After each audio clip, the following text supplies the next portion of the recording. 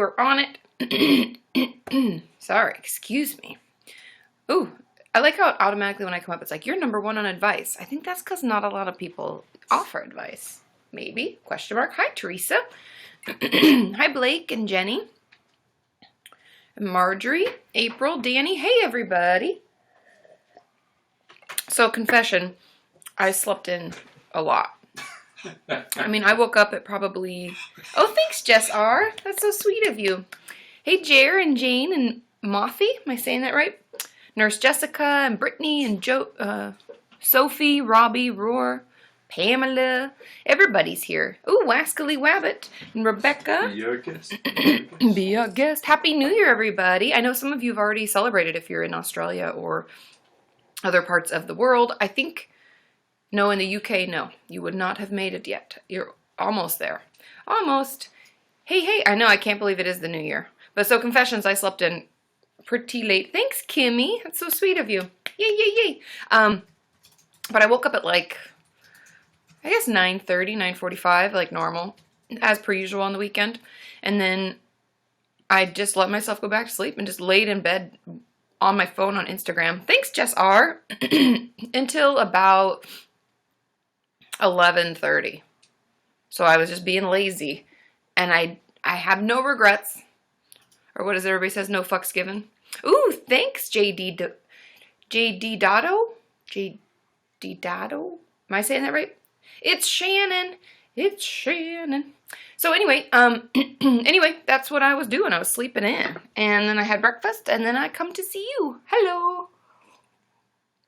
So this is what I always wear old school sweatshirts in the morning while I wake up and try to... I've been waking up like congested. I don't know if I'm fighting a cold. Cross your fingers. Let's keep it not sick. It sounds like you're saying cross your fingers for getting sick. Cross your fingers. That I'm not. No, that I don't have a cold. Anyways, Sean doesn't know what I was saying. He thinks it sounds like I want a cold, but I don't want a cold. That would be terrible. But yeah, so let's hang out and answer some questions. Oh, thanks, Nikki Fitch. I'm so glad to have you around, too.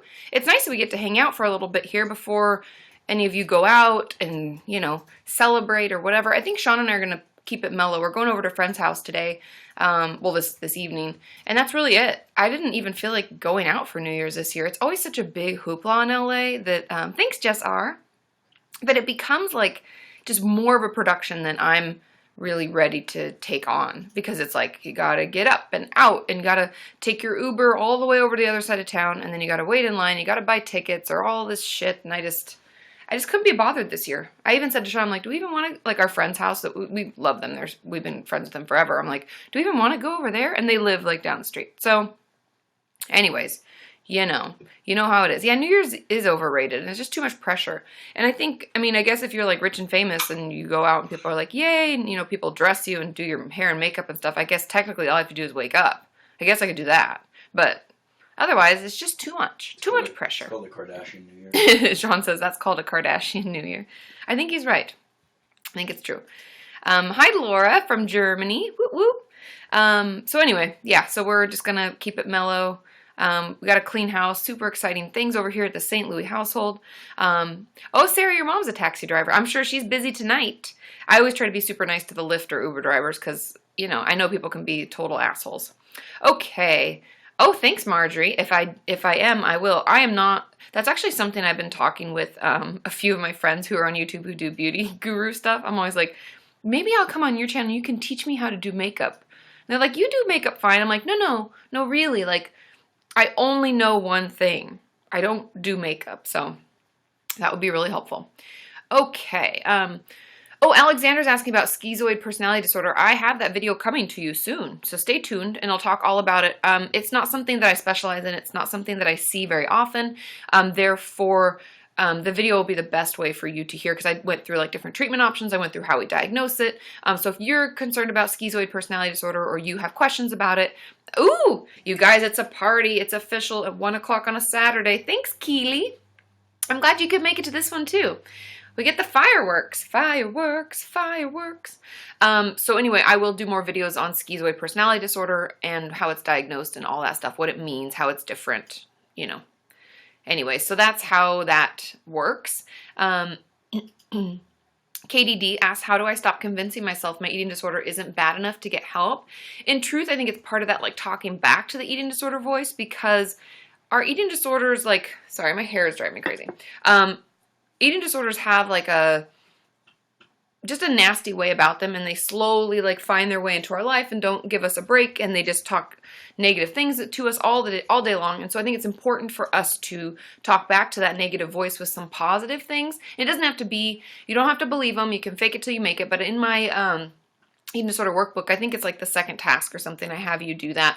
I would encourage you to try doing that first, because once we get that voice kind of under control, then we can get the help that we need. And it's going to take a while, and you're not always going to want to get better.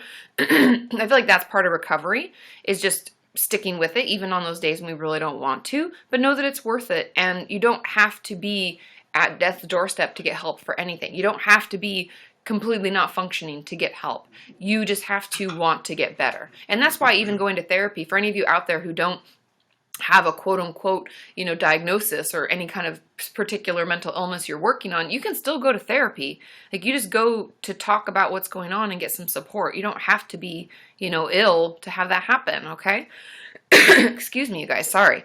Like I said, I've been waking up like kind of congested. It was 7 hours left in Florida. Whoop, whoop. Okie dokie. Thanks, Jennifer, for sending out that link. Anna, is there any way we can get an appointment with you? Unfortunately, I don't have any openings right now. But if I do, I will let you guys know. It's just, I just haven't really, it's been a long time since I've had openings. And if I have, I've reached out to people who have told me that they wanted to see me, and I'm seeing them now. So I will keep you posted on that. 3 hours left in London, 2 hours where Taylor is. Okay, Lauren's asking, do you think the vomiting can be a side effect of anxiety or panic attacks? Definitely. It honestly depends on how it feels for you, but I have a lot of clients who will feel nauseous, who will feel dizzy when their anxiety gets high. One of my clients right now is actually struggling with like the dizziness factor and feeling like, they may fall down or they run into walls, and that is very common.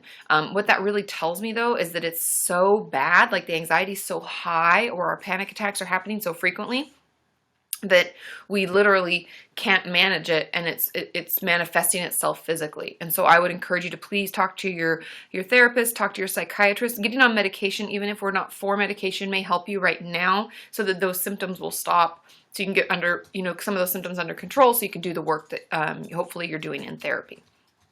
Okay? You can ask...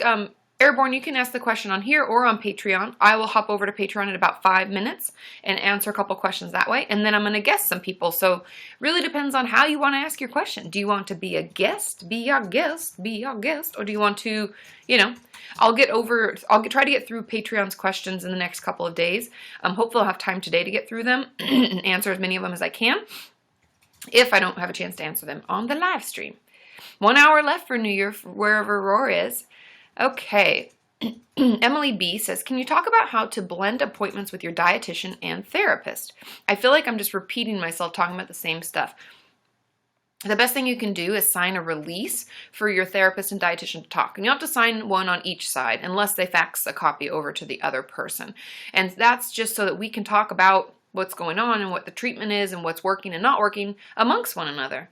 And it's one of those things that, like, it really just cuts out the fact that you would have to keep telling it. It, like, stops you from having to repeat yourself. And it makes sure that both of your treatment team members are on the same page and working hard to, to get you the right help. And it just really keeps your treatment focused. And I would encourage you to do that ASAP.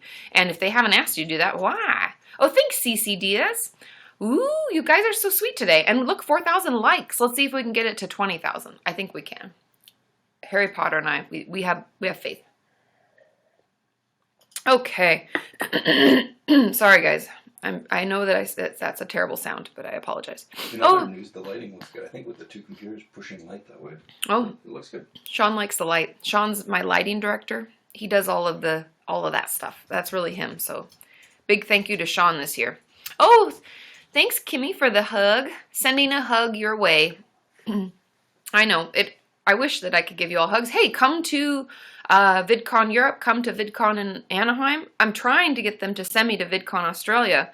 if you want to go on that site and like request them to send me. I'm going to put the link so people Sean's going to send the link. Let's make it happen. Make it happen. I want to come to Australia, and part of it, I'm getting very creative, you guys. I'm trying to get it. Ooh, it's a party. Thanks, Lauren E. I love the fireworks, you guys. Gets me so excited. So, oh, thanks, Freya. I forget. I think I've actually already talked to you about this, and I'm supposed to remember. Yeah. Thanks, Yoitz, Brittany Ann. Did I say that? Yoitz? I like the word Yoitz. That's a fun one. But anyways, I'm trying a lot of different avenues to get to be brought out to Australia for VidCon, because I know they have a really limited budget. That's really the response I got, was like, we have a really limited budget, and so bringing people out is going to be really hard. And, you know, it's costly and blah, blah, blah. And so I'm trying, if any of you are in Australia and have a school where you think that they would like me to speak, if you can reach out to your people, tweeting at me with that information would be really helpful, because that's kind of my hope, is that if Sean and I get to go over to Australia, that we'd spend a few weeks going to, you know, different areas of Australia, hopefully speaking, meeting all of you wonderful people, because that's really my goal in 2017, is to get out to meet all of you as much as I can, and to get around and do more. Thanks, Jess R. And so if that's something, you know, that you can do, or that you want me to come, if you're from Australia, let me know. Shoot me some info, because I would love to. Okay, Keely, we'll see you in a bit. Oh, more fireworks, but I would love to meet you all. And I am coming to England. Thanks, Caitlin. Woo woo. Happy New Year's to all of you guys. And I am coming, come to Wisconsin. I would love to come to Wisconsin. I want to go to Wisconsin. Sean wants to go to Wisconsin. I really, right now, I want to go to, I want to like spend time in the South. Has anybody done like a drive along through? Because like Tennessee sounds really cool. I'm going to Nashville. Kansas. And NYC, I've been there quite a few times, and Sean and I may be making a trip early in the year. I'll let you know. So just make sure you're following me on Twitter and stuff. And, Ireland, I'll come anywhere, you guys. So I'm coming to England. It'll be in April, but just stay tuned, because Sean and I haven't really planned our trip, but we're going to Amsterdam for VidCon Europe, April 8th through 9th. And then we're going to try to, you know, spend the next 2 weeks kind of like bouncing around to different areas so I can meet a lot of you, and so I can see Europe. I did not have a luxurious upbringing where we traveled a lot. I'd never, until I went to Elgin, Scotland, I had not been to Europe at all. So I'm really excited just to see things. But I'll keep you posted on all of my travels. Okay. Oh, and Fabs, I have some videos on autism. Unfortunately, autism is not something that I am well versed in, and that may be something that I try to get a specialist on. Yeah, I'll have to ask around and to some of my colleagues to see who they'd recommend and see if they're comfortable, because not everybody I reach out to is comfortable being on YouTube.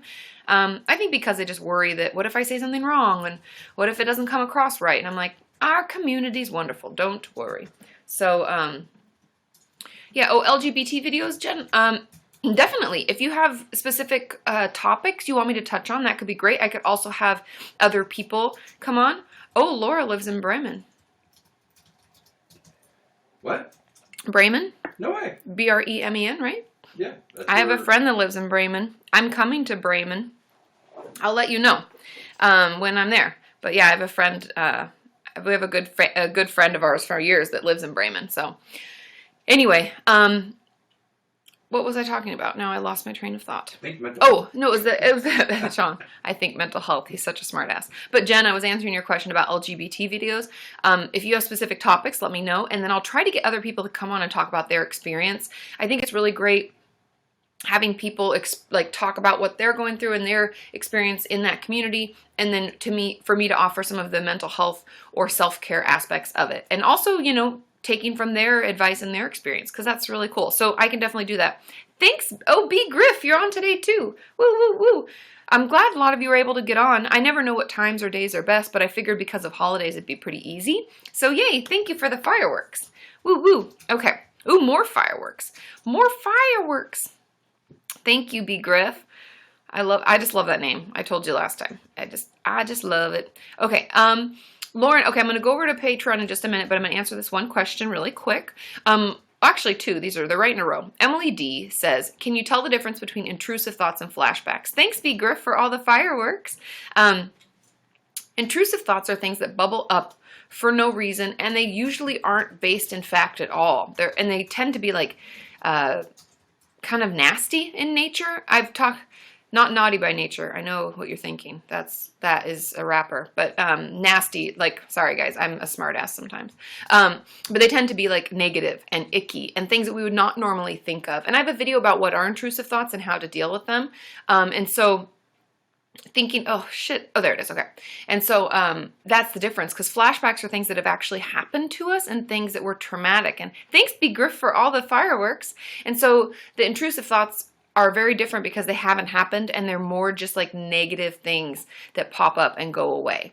And we end up thinking about them. That's kind of like the pure O. If you want to watch my video, Pure O OCD, I talk about that. Like if we get caught in the thought process of it, that's, oh, thanks, Keely. That's so sweet of you. But that's the difference. I hope that makes sense. If you want more follow-up, Emily, let me know. But that's the real difference. Flashbacks have happened. Intrusive thoughts haven't. And obviously flashbacks happen without us doing anything or making it happen or anything like that. It just, they come out of nowhere the same way as intrusive thoughts, but what the thoughts are about are very different. And Lauren E says, can you talk more about what a hypomanic episode looks like? Now, hypomania can be, in my, let me know in the comments, but what I think is that hypomania is, this is like from my clients' experience and what I've seen, it tends to be actually the most enjoyable experience in bipolar disorder. Because when we reach mania, or when we have a mixed episode, mixed meaning we're in a depressive episode and then we have hypomania or mania at the same time, and that's why it's mixed, it's both together, that's extremely dangerous. And that is when we feel so agitated, we can feel really aggressive, we can just feel like shit, and it can just be terrible. Oh, thanks, Emma. Or ambiguity. Emma ambiguity. Is that how we're supposed to say it? From Sweden. Hello, hello. But so that's like a mixed episode. And as a therapist, if someone is in a mixed episode, it's very, very dangerous. And oftentimes we're like, please take yourself to the hospital. You know, we assess for suicidality a lot. But hypomania is when we just start to feel more confident than usual. We start to think that all of our ideas are pretty great and nothing bad is going to happen to us. And we start to just have an overall sense of like, everything's going to be fine. Everything is amazing. And I know everybody's experience is going to be different, but that's the overall gist of what my clients experience. And they tend to be more productive and we kind of like it. Mania itself isn't something that we necessarily like. In the moment, it can seem amazing and like everything's great, but there's often, we often like have a huge plummet into depression, but that's kind of how hypomania feels. Let me know if that makes sense. Okay. And a lot of you can be my guests, but I'm going over to Patreon really quick to answer a question. And then we're going to have some of you be guests. So if you want to pop in there, and remember yesterday we learned that there's the chat tab, the audience tab, and the guest tab. If you're on a laptop and not a mobile device, then you hit the guest tab and you hit that green little camera button thing. Okay, so on to Patreon.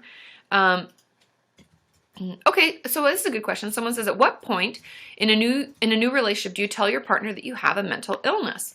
I think this is a really good question, something we haven't talked about in a long time. And that, in truth, it's all up to you and what the relationship feels like.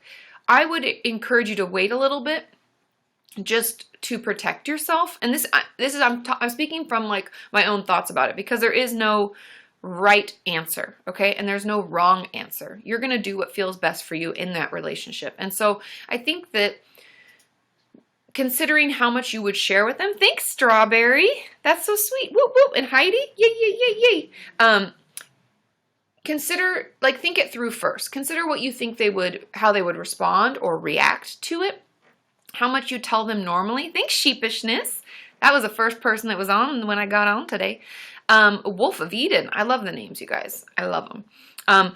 But if you tell them a lot of things, okay, let's say you tell them a bunch of personal things and they've responded really well, and you feel really close to them and you feel like you can tell them a lot of things, then I think it's okay to talk about mental illness. However, if we're at the beginning stages and we're still just getting to know each other, I don't think it's something I would share right away, because at the end of the day, you guys, I really want you all to have healthy, happy relationships, and I want you to feel safe in them, and I want them to go well for you. And I think in some ways we can share too much too fast, and it can make the relationship, it can be bad, and we can not get the response that we're hoping for, and it can be really hurtful. And so I would wait until you feel really comfortable sharing, things that are personal to you, because what you're struggling with can feel really personal and it can leave us feeling really vulnerable. Like I've had clients that ask how long till I let them see my scars, and we talk about it, and it turns out it was much longer than they thought. And even when it happened, they still felt a little vulnerable and nervous. And so I think, taking those things into consideration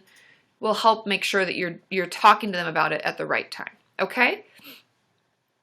Hey, Pantalina. Hey, Carly. Okay, let's see. Okay, Crystal, are you ready to be made our guest? I don't think Crystal's been a guest before. Let's hope she's ready. Crystal Gale. My Crystal Gale t-shirt? No.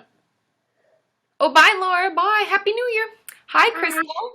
How are you? Good. How are you? I'm good. Happy New Year. You're frozen. Can you hear me? Yes, I hear you. Oh, I can see you now. Okay, my computer's a little slow. Oh, that's okay. So my question is it normal for clients to, I guess, eat the same topic over sessions? Like, I'm seeing a psychologist for my eating disorder, and sometimes like she'll give me advice on what to do at home, and I'll try and implement that. But sometimes it doesn't work, but I'm afraid to bring it up to her because I kind of feel like a failure because it didn't work.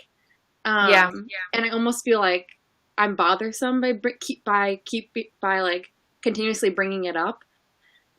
So I guess I was just curious if that's normal to like bring up a topic multiple times.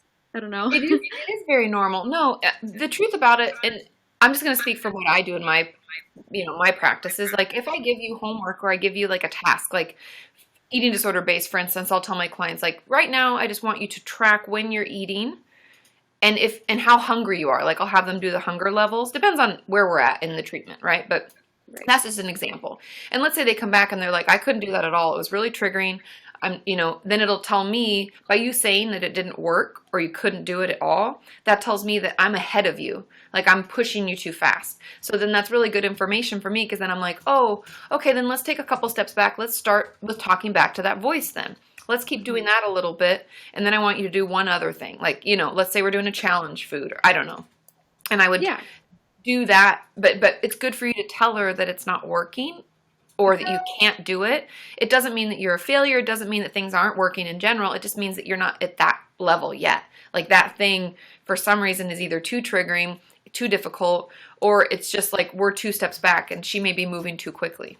Right. Okay, that makes it feel a lot better. I think I can be a perfectionist sometimes, and it can be a little like, I don't know, a little blow, I guess, when I can't do it right. So thank you. It's very common in eating disorder world stuff, especially with my clients, because they want to please me and do everything perfect. Mm-hmm. And the truth is, it's your treatment at your pace, and we're not like pleasing us is actually not good. It's you need to please you and do what feels good to you, and like just keeping that in mind, knowing that it's okay for it not to be perfect, right? Right. Like 2 steps forward, 4 steps back, 2 steps. We just keep kind of moving. And it's okay as long as we're trying. So okay, thank you so much. Keep me posted. Let me know how it goes. Of course. Happy New Year. Thank you. Thanks again. Bye, Crystal. I think that's a really common question, you guys. About if we don't do the homework or we can't do something, like how do we bring that up? And is it okay to say it? And I would just be honest and just say, hey, I really tried and I can't. And that would really be how I'd talk with your therapist about it, because that's the truth. And even if we couldn't try, like I thought of it and it just was too much from the get. I couldn't even try, because all of that's really helpful for us as your therapist to know, so that we can find things that we want to meet you where you're at. I don't want to meet you ahead or too far behind. I want to keep challenging you, but I want to make sure I'm like right where you are. Oh, thanks for the applause from Pantalina. Okay. Yeah, I'll try to get through as many. I know a lot of you are like, please guess me, please guess me. I'll try to get through as many of you as I can. Just hang in there. Oh, Alexandra, you haven't missed that much. You've missed 26 minutes. It's okay. And you can watch. Oh, good. I'm glad that that's helpful, Marjorie. You can always watch it back and see what we talked about for the first 26 minutes. Or actually, not even 26, 24:51. I've got a timer at the bottom. Do you guys see that too? Or is it just me? I don't think, oh, Jennifer A is here. Hey, hey, thank you, thank you. Okay, so let's answer one question over here. Here's a question on Patreon. It says, hey, Katie, I'm looking for a male inpatient BPD program. Do you have any recommendations? I have been in a DBT group and individual therapy for almost 2 years. I have participated in a variety of different modalities, running the gamut of CBT and CPT, exposure therapy, STARE. These are all different types of therapy, guys. If you want me to do videos on them, let me know. And nothing's resonated with me. I don't believe I've gotten any better. I still have daily ideation and self-harm paired with my CPTSD. All of my treatment is conducted by the VA. Ugh, I'm sorry. My trauma began at 4 and continued until 12 and prostituted from 8 to 12. I was raped at the Army at 18. I've had 6 combat tours, so a lot of trauma over and over. I did this for a few years and okay, any guidance that you could provide. Okay, so I'm now on veteran disability as well as Social Security disability. Any guidance you could provide would be really helpful. So I think okay, so as far as male, it sucks. And I know I said this last live stream, but I'm just going to keep saying it because I feel like you got to put stuff out there for it to happen. We as a community, we will get large and powerful enough where we can advocate for better help and better treatment. Because I'll be truthful. I'll be straight with you guys. I'll be honest. This is real talk with Katie for just a minute. I think that like all of the treatment centers I've worked at, all the eating disorder treatment centers I've worked at are female only and adults only. So that's extremely limiting. And so what does that tell people? What does that tell males? What does that tell people of different ages? What does that, what does that mean? What kind of message are we putting out to people? Because everyone struggles. Eating disorders, BPD, any kind of treatment, it doesn't discriminate. It doesn't matter what race, age, whatever. It doesn't matter what gender we are. And so that's something that I am going to advocate for. As far as treatment there's one that I've sent clients to that is in, but it's all female. And it's called the SAFE program, and it's actually no longer running. So I'm not going to give you any more information because it's just really sad that it's now not working, and I don't know what they're going to do. They don't know if they have funding for it. I don't know. It was at a hospital, and it was in the Midwest. And so that one's not even operating anymore, and that was one of my favorites. However, another option is actually, and let me make sure it still is, it's still there, because I don't want to give you something that's, that doesn't work. But there's one in Arizona that I used to send, Sierra Tucson and Meadows. Yes. Okay. So Sierra Tucson and Meadows are both treatment centers that I do believe take male patients and work with specifically trauma. And because they work with trauma, this is going to sound really crazy. I know a lot of you have been wanting me to do a video about CPTSD and BPD and how they're different. And I definitely can, but the truth is that they don't express themselves differently. And so when you go to a place that specializes in trauma work, often they do a lot of DBT. And you can call and ask, and Sierra Tucson and Meadows are both great. I've had clients go and have wonderful results, and they both do specific trauma treatment, and they take male and female, and they have male and female programs, and they even see children. It's all different ages. I don't know how young they go, but anyways, that's what I'd recommend. And you can call and double check that they do DBT work. You can tell them your history, and they do take insurance, okay? And they're both in Arizona. So it's also kind of nice, And Bradley, I will get back to you on Twitter. I'll see. There's one person that it depends if you're wanting inpatient or outpatient, because there are actually some inpatient, as far as trauma goes, and day programs for CPTSD. There is in LA, it's called PCH, and you can look it up. It's a great treatment center. I believe I think it's near me. I don't know if it's Santa Monica or if it's in Culver City, but it's on the west side of LA. And that's the one that I've referred most of my clients to, is PCH. And if you don't want to do a day program, I would call them because they have a great referral. That's actually who I call when I don't have someone I can refer a client to, or one of you, if you've asked. I call them, and they have a great referral list that they'll pull from. Okay. Oh, Nikki, I got it. Okay, cool. So let's guess someone here, and I'll be over on Patreon here in a minute. Caitlin, are you ready? I'm going to bring you in. Be our guest. Be our guest. Where's Wascally Wabbit? Be our guest. Let's see if we can get Caitlin. Hi, Caitlin. Oh, I can't hear you. Is your mic turned off? Can we turn your mic on? Do you see, like, is your phone on silent or anything? Let's see if we can turn you on. Just give it a second. Try to turn on the sound a little bit. Oh, you guys can't hear either. Okay, I was like, maybe it's me. Try to turn on the sound if you're on your phone, and then try to turn the volume up. Or, I'm looking at my screen, but below where you see us, oh, okay. But if anybody's... Bye-bye! Bye-bye!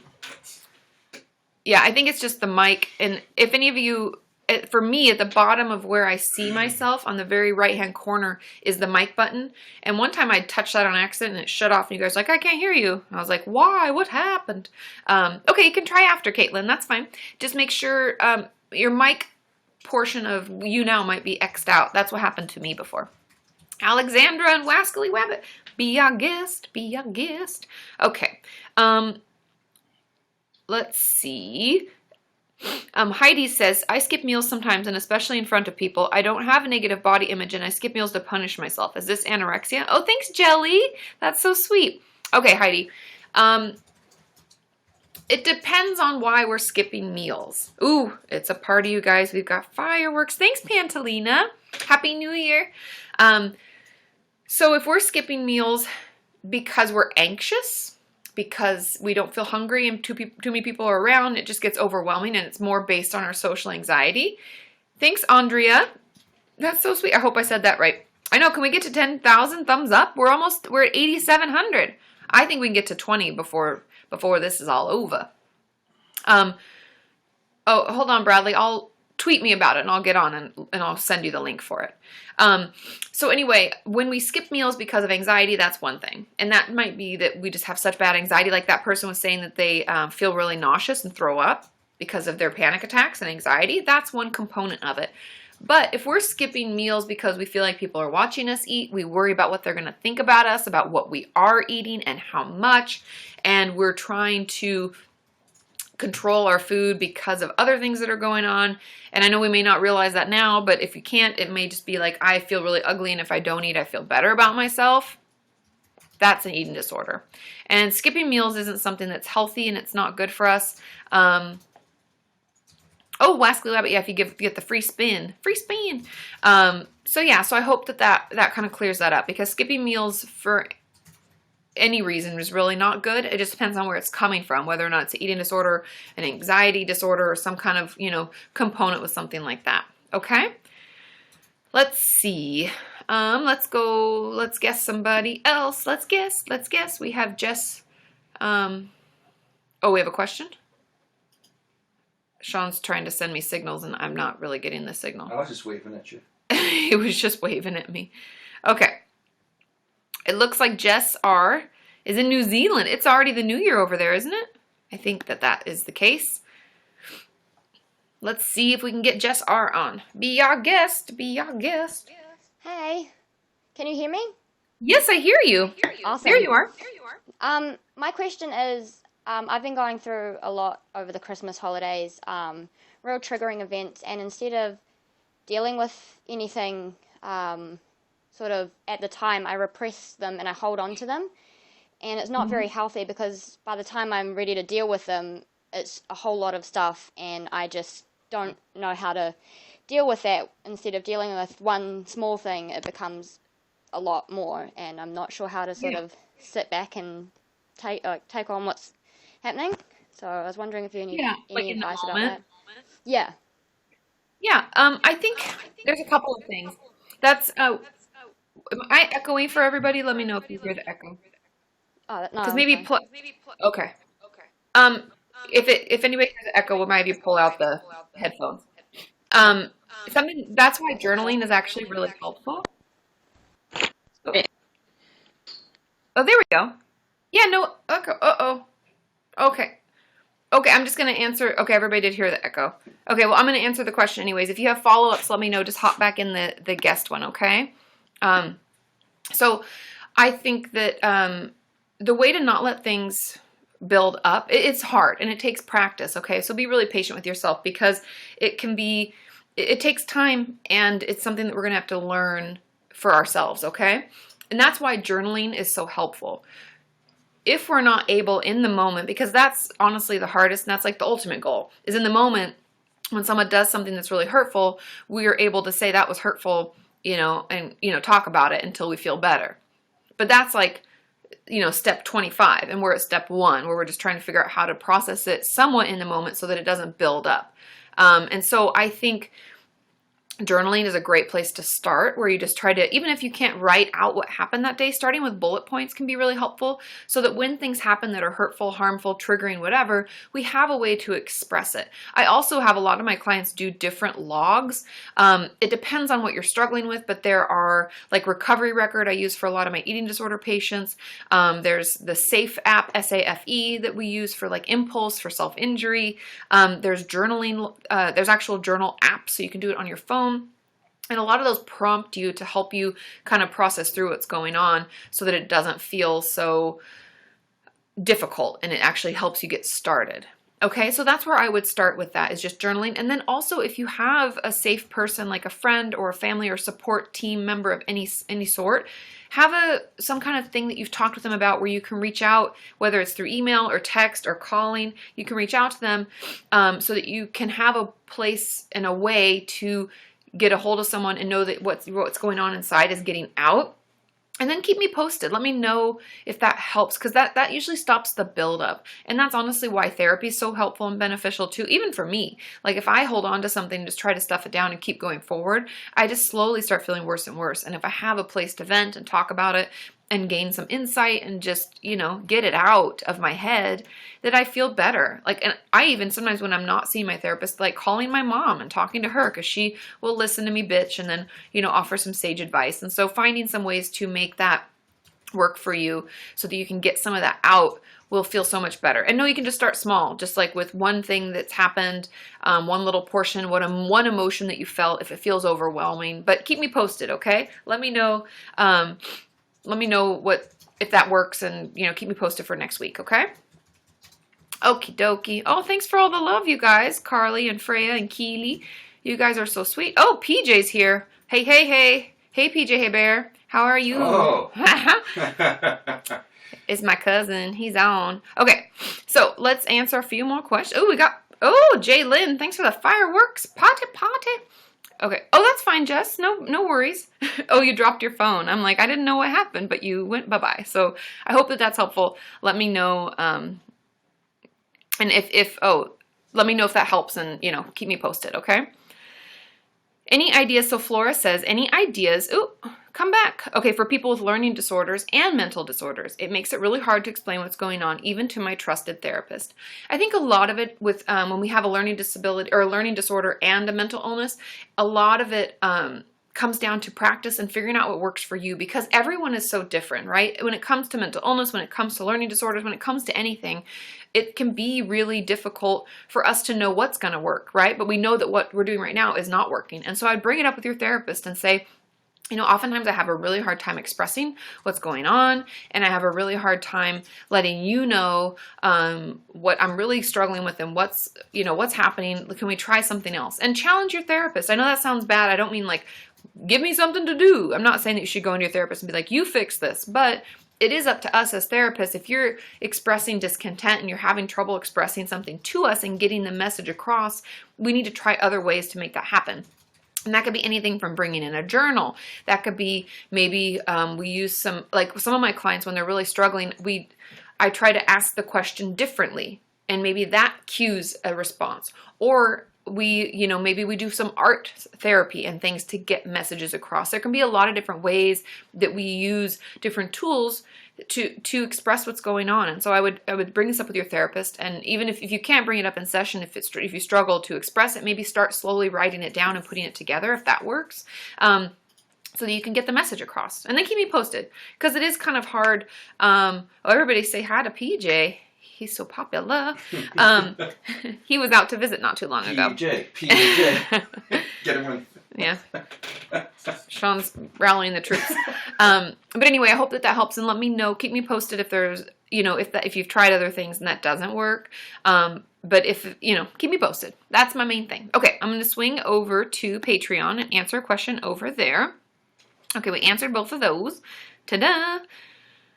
Okay, this question is, basically, I was wondering how common is it for bipolar symptoms to slowly increase in intensity over time? I've read that on average, symptoms of bipolar tend to make themselves known, as in, like someone has their first episode around 25. To use myself as an example, I've had what I've considered to just be depression for about a decade now. As I've gotten older, I'm 23 now, I've noticed that I've actually been having minor hypomanic episodes throughout my depression. This past week, I've had a pretty intense experience, like nothing that I've ever felt before, truthfully, which has led me to the realization about these phases actually being hypomania. So to get to the point, my question was just regarding how often you see similar things happen to clients. Sorry, okay, try to keep it short. That's fine, it totally makes sense, Mary. Okay. So with bipolar symptoms slowly increasing over time, who's PJ? PJ is my cousin. That's why. And I see it shows me on the side because I know him. It's like, your friends that are watching. He's my friend. Okay, PJ in the house. I love it. Yeah, PJ's from Montreal. It's Sean's cousin. They grew up together, so it's his first cousin. Okay, is PJ wearing PJs? That's a question. PJ, are you wearing PJs? Wascally Rabbit wants to know. Okay, so as far as bipolar disorder taking time to kind of build up, that's very common. And there's a whole debacle. You could read a ton of research studies, as I've already done, and I've talked with a lot of other psychiatrists and other therapists, and there is a huge debate. How many people with depression are actually bipolar? Question mark, exclamation point. That kind of emoji face. Because a lot of psychiatrists and a lot of therapists believe that to be true. And a lot of people believe the opposite. Because, truthfully, hypomania isn't always something that people report. Like I said earlier, sometimes it feels really good and we're really productive. And we'll have like a week of time where we're like, wow, I did so much good this week. I got so much done. I did all these things. Things are so amazing. I saw all my friends. And then it'll go away. And so we don't really think anything's wrong and we never reach out for help. And it can take us a while to identify what hypomania is for us and how it's expressed. And we only really remember or notice what the depression feels like. And many of my clients who are bipolar with the diagnosis of bipolar disorder were put on an antidepressant when they had depression. And that as the dosage was built up and up, all of a sudden they have complete hypomania, maybe full-blown mania. And that is when we realize it's bipolar disorder. Thanks, Jess R, for all the tips. And so that's really how bipolar disorder works. And a lot of people go their whole lives without being treated, but their family will notice because we have these swings from depression to hypomania. Like all of a sudden, you know, your friend will call you and be like, I'm doing this big art piece and I'm writing this album and I'm going to go running and I'm going to do all this stuff. And they have all these like flights of ideas. But we know just a couple weeks ago, they were like not picking up the phone and not responding. And so it is very normal. And that's like the depressive portion. And so it is very normal for bipolar disorder to take a while to get diagnosed. And sometimes, what the heck is going on? I don't know. I'm going to slowly integrate it back. Computer's freaking out. Whoa. So yes. So that's very common. What you're experiencing isn't weird, Mary. It's very normal for us to have trouble, you know, I know the lighting, it's really a party, you guys. Now, it's really a party. Right? Oh, is that how the party song goes? That's the only party song I know. Hey, Canadian chick doing the applause. Yeah, Canadian chick. Okay. So I know strobe light New Year's Eve party. Wow, that would be just too much. Oh, thanks, Layla SVU. She's here. Okay. Strawberry has a good point. She said maybe it's the doorbell ghost. The doorbell ghost is still alive. Layla, big tip. Ooh, Layla. Hey. I love the SVU. That's how I always remember. It's the SVU because I love that show. Thank you for the wonderful tip. Okay. Let's answer some more questions. But yes, the doorbell ghost is still alive. It dinged yesterday? Twice yesterday. I think Sean and I were like, we're not even going to try to get the door because no one's ever at the door. Usually it's like, Sean and I will joke, is anybody at the door? And he's like, doubtful. And the only other person is like the UPS guy. Oh, 2017 and 15 minutes were Rosh's. Thanks, Jalen, for the fireworks. I feel like we need to have the Katy Perry song start when that happens. Isn't there a song she has fireworks? I'm not cool, you guys. I don't keep up with everything. I apologize. Okay. Time to guess? I'm answering one more question, then I'm going to guess. Sean gets pushy, you guys. Totally pushy. Okay. Connie says, is parental support necessary for someone in recovery? I'm 18 and live at home, and both are emotionally abusive daily. I need them, but they don't care. It isn't necessary to have parental support in recovery. Does it make it easier? Yes, but often we wouldn't even need to be into recovery if our parents weren't such assholes to begin with, right? I know that a lot of parents try really hard, and I don't, as a therapist, I know a lot of parents, because I work with a couple kids, even though mostly I see adults, a lot of parents worry that if they're going to bring someone to see me, that I'm going to blame them, that I'm going to be like, the parents are the assholes, they're the reason. And that's not always the case. However, sometimes parents are to blame. And if they are emotionally abusive on the daily, I would encourage you to seek out help on your own and work on it anyways. And the truth about family work is that we can't control what our family does. We can only control ourselves. And if our family comes around to it and is like, oh, thanks, Keely, for all the likes. If our family slowly comes around to it and is like, yeah, I realize things are bad and I'm trying to better myself. Sometimes our parents will go through waves of, like bettering themselves just like we're trying to do. Then maybe we can do the work. But until then, it's important for you to really focus on yourself and recovering for yourself without them being involved. Because if it's not healthy or safe for them to be involved, then don't have them involved, okay? Oh, and Canadian Chick's asking, how do I see a therapist without my parents knowing if I'm on their insurance? The truth of it, it's a little tricky. Oh, thanks, Jennifer, for sending out the link. Whoop, whoop. The truth about it is that we can... Okay, I have a couple examples. So you can get help without them knowing. Just call your insurance, go through someone that works with your insurance, and make sure you check the mail. Because the only way my clients have ever gotten caught by going through their parents' insurance when they didn't want to tell them they were getting into therapy is through mail and through, EOBs when it comes to, an EOB is an explanation of benefits, but it's when you get something from your insurance company, that's when you get caught. And so a lot of my clients, I usually tell them to go through their insurance, pay the copay when they're there, hopefully you can afford that, and go from there. And really just check the mail. Make sure that if anything comes from insurance, just pick it up yourself. That's my advice. Because we don't have to have our parents, and if we're 18, they don't need to be involved at all. And I've had many clients, just so you know, do that, get help. Oh, thanks, Layla, for the sweet note. You're amazing too. But I've had them get help, go through insurance, and no one's ever the wiser because nothing's ever sent. But I'm just throwing that out there because I've had a couple who've run into that. And so I just want to, and just ask Carly has a good comment. She says, ask the therapist's office not to send anything in the mail. Tell them to hold it for you and you pick it up next time. Or email you. Or any number of things. 15,000 likes almost. Woo, woo, woo, woo. Awesome. We're getting there. I know. Bree Reynolds almost at 20. Who's not a fan? That's what I'm curious about. You have to have the likes to give the likes, right? No, the fan. Like, some people become a fan just... Oh, yeah. Are you guys all fans? Have you fanned me so then you know when I'm on? If you miss me on Twitter telling you? Sean's like, you have to click the little button that you're fanned. Oh, thanks, Sophie. Happy New Year, you guys. Okay, we're going to make a guest. Sheepishness is going to guest. Sheepishness was the first one on when I got on. Sheepishness is Canadian. Or from Montreal. No, California. It says CA. No, Canada. Is that Canada? That's Canada. Wow. Hi. Can you hear me? Oh, nope. Okay. Well, we tried. We tried to have him be our guest. Oh, everybody be our guest. Be our guest. Yeah. Carly is an OG fan. That is true.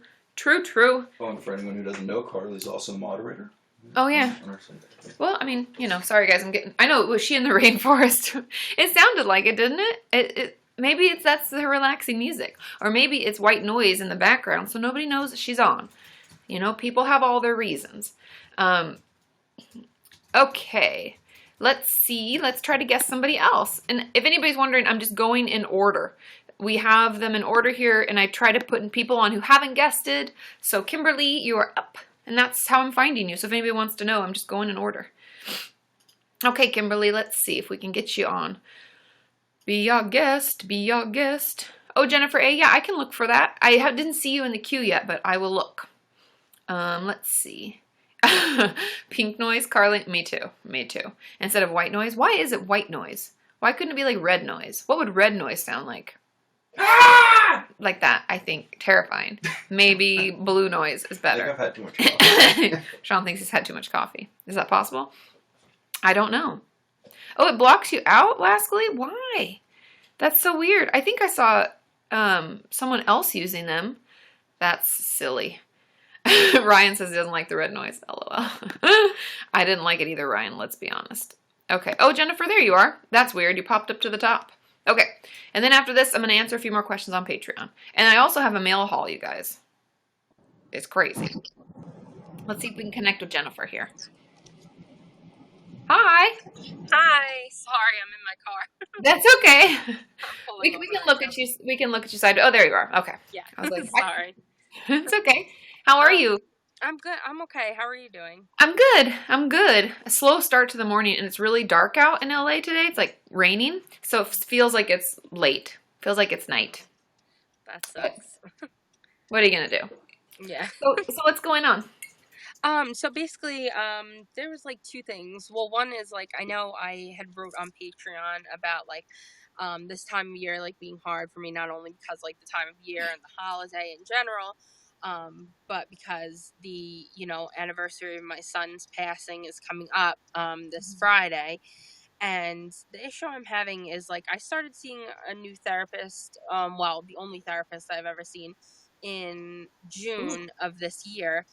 And she cancels like a lot. Like, I understand like things happen, you need to cancel. That's, I totally get it.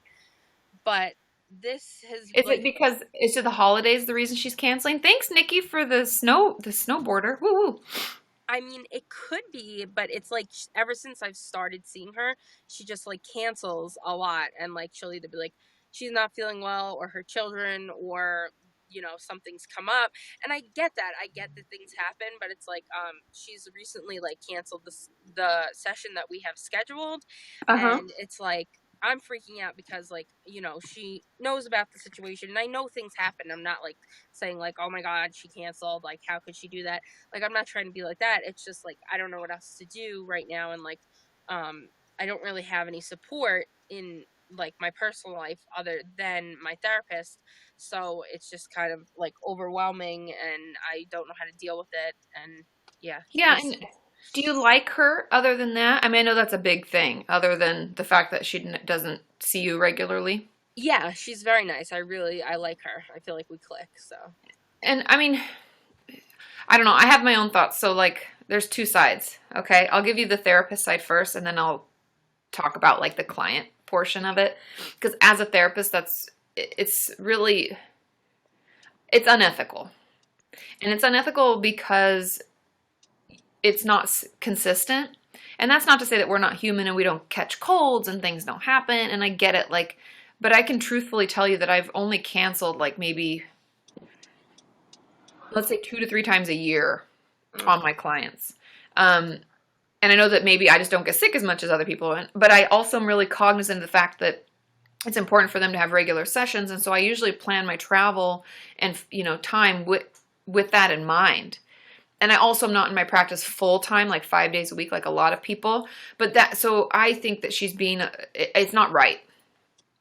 Like if she was to consult with me and call me, I'd tell her like, maybe you should lessen your time in your practice if you're not able to give them the time that they need, because it'd be like you trying to get in to see your dentist because you got a toothache. I always like to compare it to like other professionals and then just keep canceling. You're like, my tooth is still aching. Like, what gives? Like, get your ass to the office. Like you show up for work. I show up for work. And so I don't think that's right. But you like her. And other than that, things are okay. And I would encourage you to talk with her about it. And know that it's okay. You're not like scolding her. It's just to say, this is honestly how I'd bring it up. And let me know if, you don't have to say it this way, but it's just to give you an idea. I would honestly say to her, I know that you have little children, and I know that things are really busy, but the constant cancellation is hard for me. And so I don't know if maybe I should see someone else, or if we can pick a day that's easier for you. Like, I would give her a couple of options just to see, because then maybe she'll think twice before she cancels with you. Because I've had days like, let's say Sean and I have a family member come in, and I'll see a couple of my clients I know are struggling, and then I'll cancel others. And I move my day around so that I can still do what I need to do that like came up last minute, but I'm also respecting my clients who are having a hard time. And I've done phone sessions, so there are things that you can make work. I think we just need to talk with her about it. because that's really disruptive. And Right. if it doesn't get better, we might want to find somebody else because it's, you're trying to get help and you deserve to get it regularly. Mm-hmm. Yeah, I totally get what you're saying. And I mean, it's never really like bothered me up until like now when I need her like the most. Like this is the most, Yeah. like this is the worst time of the year. Yeah. And it's like for her to cancel, it's like, okay, now what do I do? It's like, Yeah. it's just aggravating, I guess. But thank you. I will. Totally. And it's hard when we're like counting on that session, Exactly. Yeah. So, Exactly. yeah. And I would like, that's why I'd give her options. Like, is there a way to do a phone session Mm-hmm. or, and offering other days just to see what she'll do. And if you feel like she's not taking you seriously and not making accommodations to see you more regularly, then it's okay to say, well, do you know someone who has a more open schedule? I know that it sucks to switch. Nobody likes to switch therapists, but usually if you get a referral from the one you already like, they're good referrals and they're people similar. Like I have a whole group of other therapists that are very similar to me that I refer my clients out to because we feel very much the same. I don't know if it makes sense, but it's like the same type of people. Yeah, definitely. So yeah, that's what I would do. And I'm sorry she's done that. That's really hard. That's okay. Thank you, though. I appreciate, your advice, and I'll definitely talk to her about it. Okay. And keep me posted. I will. Thank you. Okay. Happy New Year. Happy New Year, Jennifer. Good to see you. Happy New Year. too. Happy New Year. Happy Okay. New Year, Sean. Bye. Bye. Oh, You guys, listen. thanks Layla SVU and Nikki Fitch for the snowboarders. You know how much I love snowboarding. Sean and I are hoping to go more this year. If you watch my New Year's resolution video, one of my resolutions is for us to be outside more and do more outdoorsy things like we used to. Yay! Snowboarding. Hooray! We were supposed to go this weekend for New Year's, but it's just so freaking expensive. It's just crazy. So, fireworks! Fireworks! You know what time it is? What time? Oh, thanks, Jennifer. It's Happy New Year. What time is it? Oh, Sean wants me to do the mail haul. Do them slowly, though. Do them slowly. He's so pushy. I told you. You guys ready for a mail haul? Let's do a couple. We'll do a couple and then we'll guess somebody and answer another question. We'll come back. Okay, this one, I don't want to share anybody's address, privacy and all. This is Lauren Spear. Thanks, Lauren. Let's see what we got. Let's see what we got. Oh my God, you guys, I already love it. Do you see? I love it. What is that? I don't know, but I already love it. It's a dream catcher. Oh, cool. Look at you guys. It's going on the wall. Thanks, Jalen. It is going on the wall. I think we got to put it up in your bedroom, though, in the window, to catch the dreams and keep... A hook right above there. It catches the bad ones. Look how cute this is, you guys.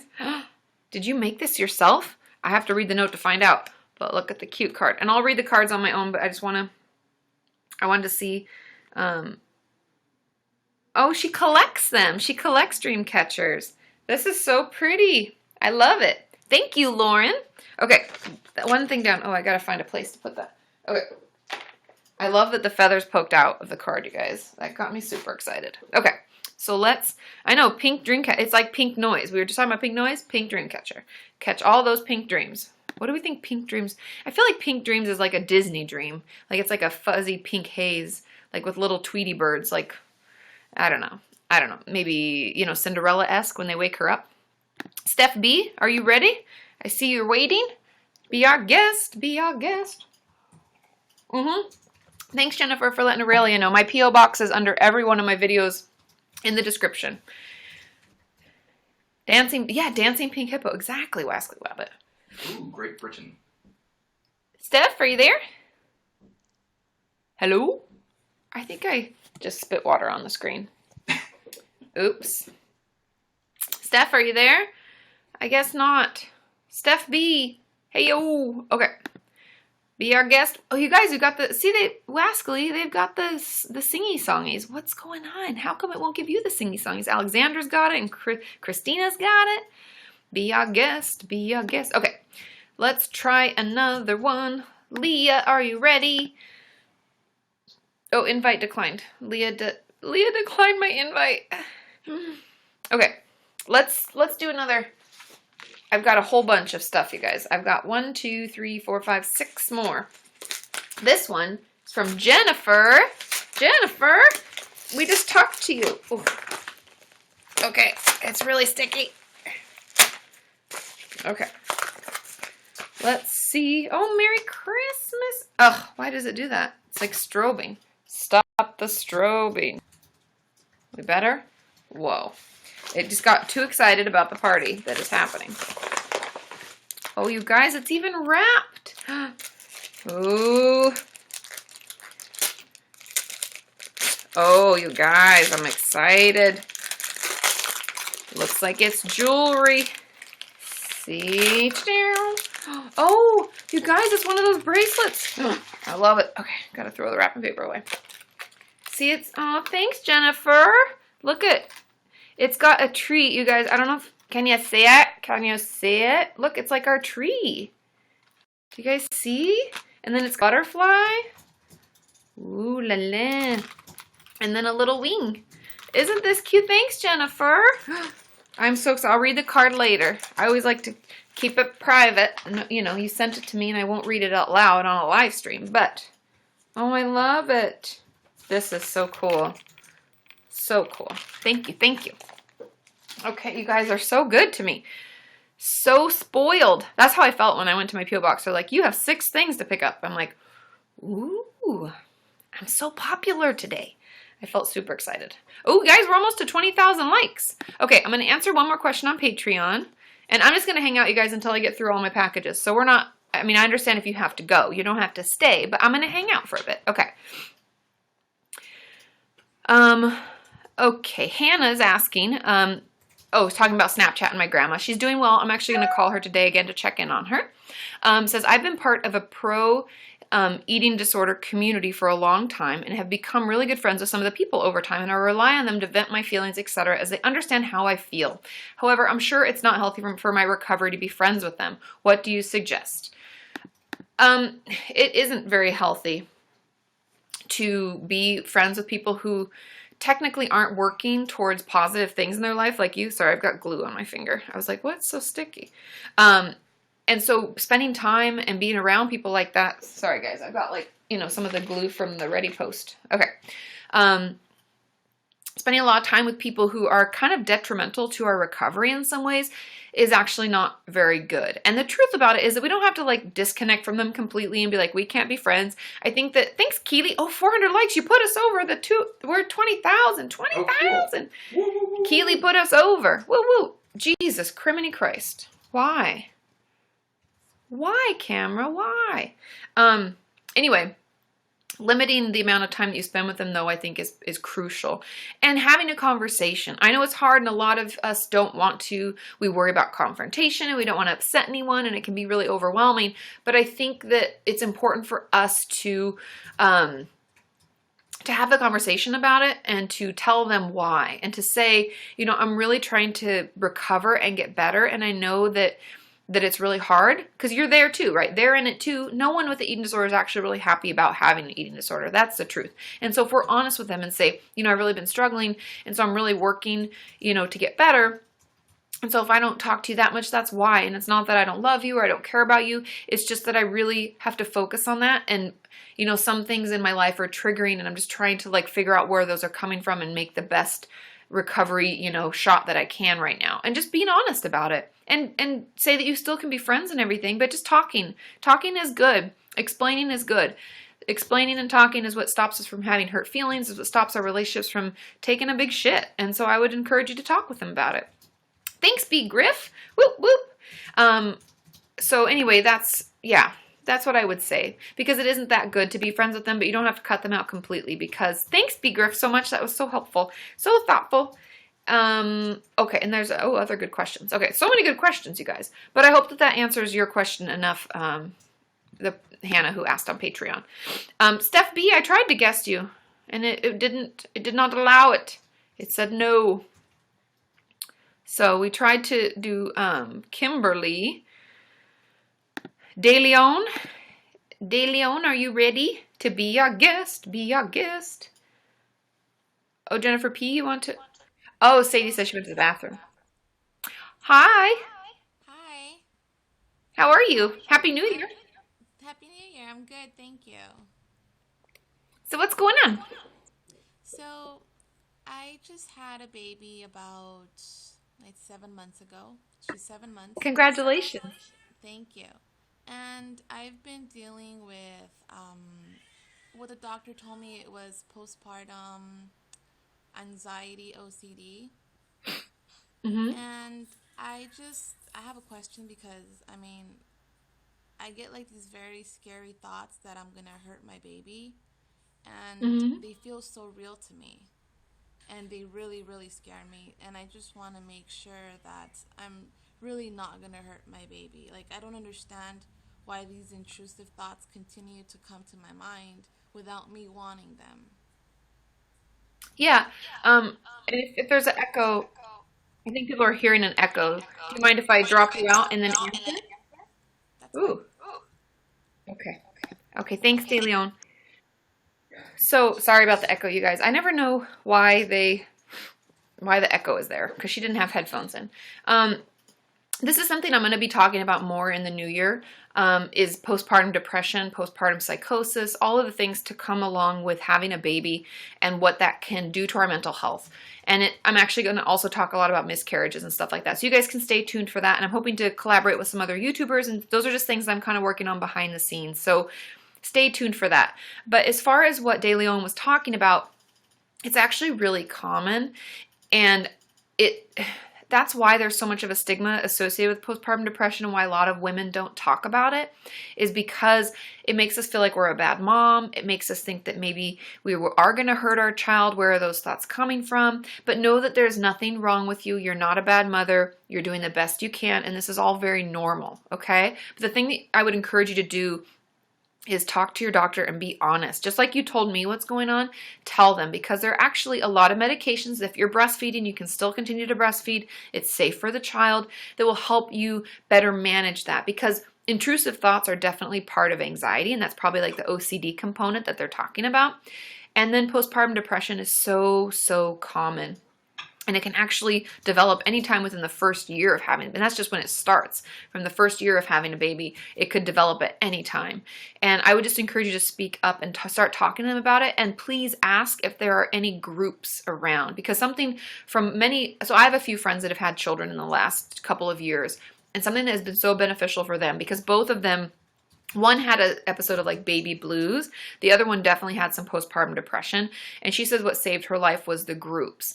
And there's a place in our area that does like a lot of women's groups and women's, like everything from how to breastfeed and how to be a stay-at-home mom and how to just like get your life back and feel like you can shower. All sorts of like mother groups. And she joined one, and I think it was, I don't know if it was called postpartum. I don't think they called it that. I think it was like, dealing with being a mom or something, or new moms. And she said that saved her life because she felt like it was just so palpable, the depression, and she'd have intrusive thoughts and she thought she was a bad mom and she's like, I should never have done this. And there were just a lot of things that were going on. And so I would encourage you to ask around and find out from your pediatrician or your doctor, your gyno, whoever you're seeing still for all of your follow-ups. I would definitely ask them about that and find out, because they're relatively cheap. I think she paid $70 for like 6 of them.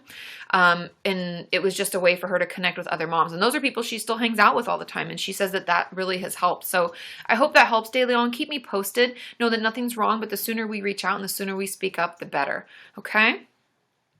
Okay. I know, why doesn't this have spell check? It's like, it's crazy. It's crazy. Okay, Steph B, we're bringing you on. Are you ready? Nikki, can't you take it in the bathroom? No one's going to know. No one's going to know. I won't bring you on live. I'll hold on for a few minutes if you're in the queue. Oh, I tried. Wasn't it Steph B that was saying that she tried? That she was peeing and I tried to bring her on? Yeah, I tried to guest you again and it didn't let me. Thanks, Emily, for the tips. Okay. Leah, yeah, I can still answer your question if you put it in chat. That's okay. Sometimes the computers just kind of go. So, Sean, look for Leah-C, okay? Yeah. And I'm going to look for you, B. Griff. I know that you said you wanted to guest. I don't see you in the queue. Are you waiting in the queue or did you just have a question? Let me know. I don't even know. I don't see you. I don't see you, B. Griff. But it's only showing me 5 and it says I have 11, so I know this totally needs spell check. There's Leah's question. Okay, Sean's oh, here it is. I see it. Is there anything I can do? Oh, I saw this one fling by. Oh, you can guest in the car, Vanessa, if you want. Is there anything I can do to help derealization and depersonalization and my depression worsening when I'm in either or both of these states? The best thing to do about derealization and depersonalization, if you haven't watched my video about it, if you're out there and you're curious what the hell I'm even talking about, I would encourage you to look it up and watch the video and check it out, because that'll help explain more what I'm talking about. But depersonalization is when you feel like you're not yourself, like you're outside of your person. Depersonalization. Derealization is when you feel like you're not in, like your surroundings are not there. It's like you're like outside of the situation. Like it's not just outside your person. It's like where you're at. It doesn't feel real.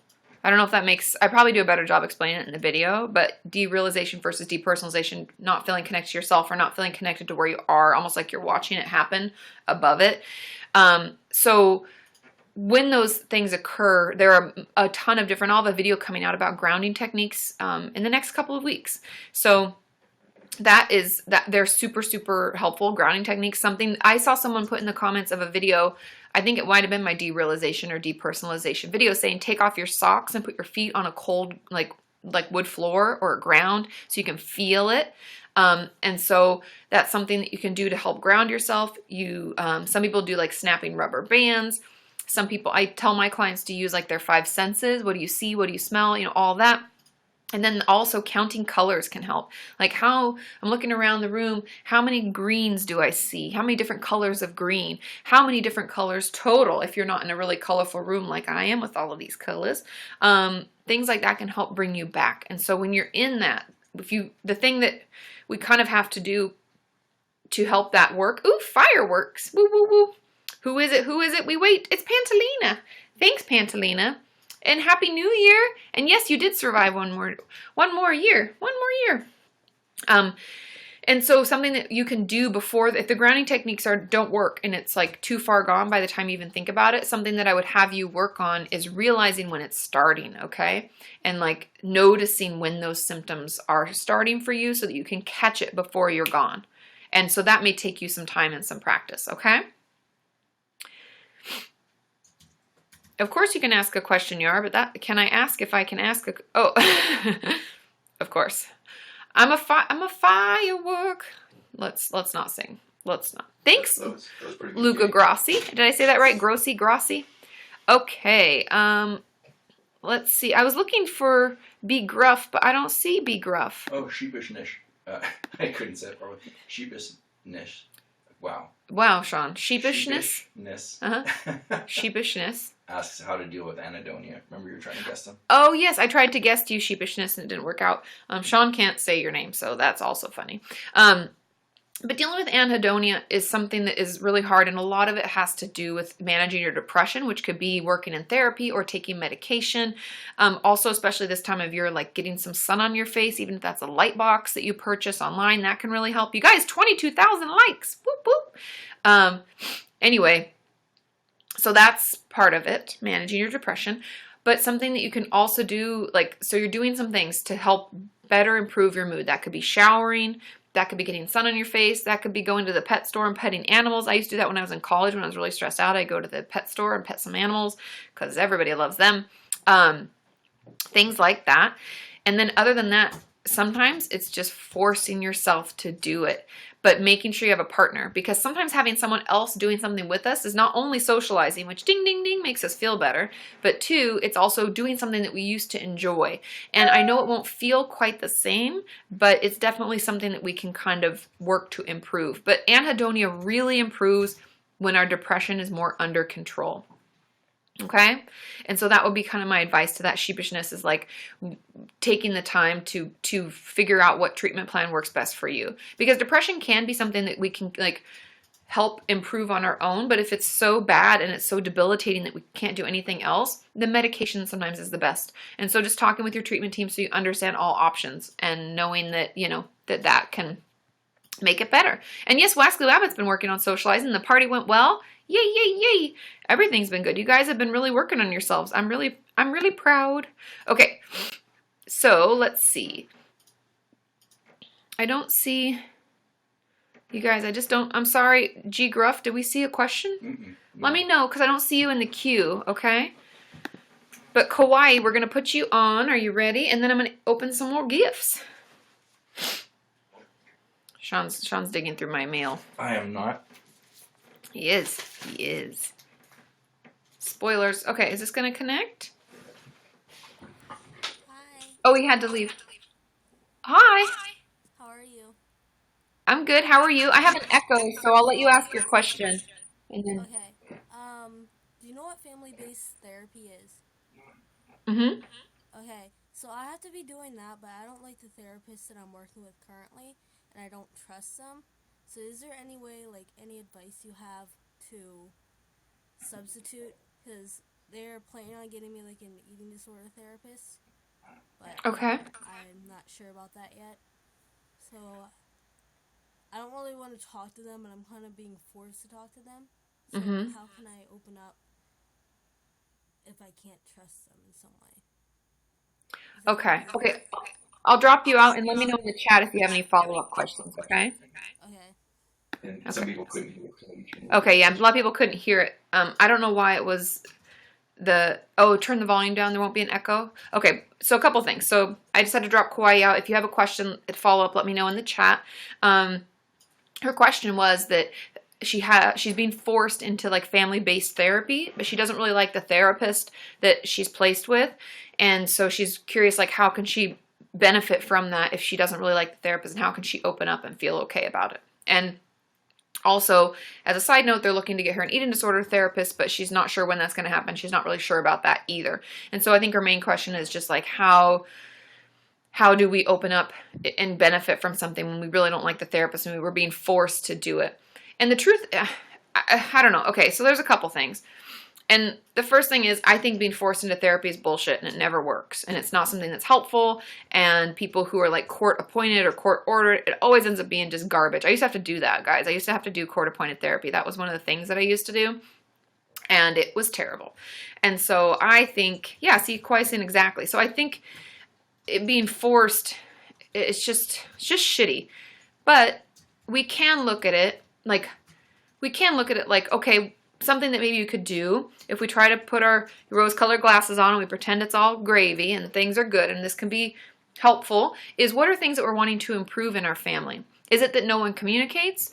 Do people, not stand up for one another? Are we putting each other down all the time? Are we actually outwardly arguing? Is it passive-aggressive shit? What is it that's going on in our family and that we want to improve? And then I would use that time to work on it. And I would come with a list, so you bring it up with the therapist when you go in and be like, hey, these are the things that are bothering me. This is the stuff that's going on at home that I don't like.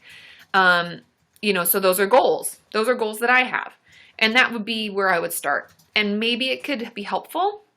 And maybe you'll learn to like the therapist, but forced therapy is just bullshit. And I don't really support it. And I don't think it's good. And I know a lot of teenagers in general, a lot of people I see have teenagers and they're like, I tried to get them in and they won't go. And I'm like, you have to wait till they want to. But I know some people are impatient and don't want us to feel like we really want to be there. And it's just not good. But that would be my advice, would be to write down the things that are bothering you about your family, Kauai, and then let them know when you go in that those are some of your goals. And then just see. I know that you don't have to participate if you don't want to. I know they're going to make you go, but you don't have to participate. And I'm not asking you to be obstinate. I'm just saying forced therapy is bullshit. And if you don't like the therapist and it's not helpful, you don't have to do it. But I would just encourage you to try to get something out of it since you're going to have to be there anyway. Okay? Keep me posted. Let's open some gifts, you guys. Are you ready? This one. Oh. I don't know what this is. I don't even know if this is from one of you. I don't get like swag. You guys, I don't like get a bunch of shit in general from people, but this looks like I got a free copy. What is it? Oh, you guys, Josh Sundquist, his book came out the other day.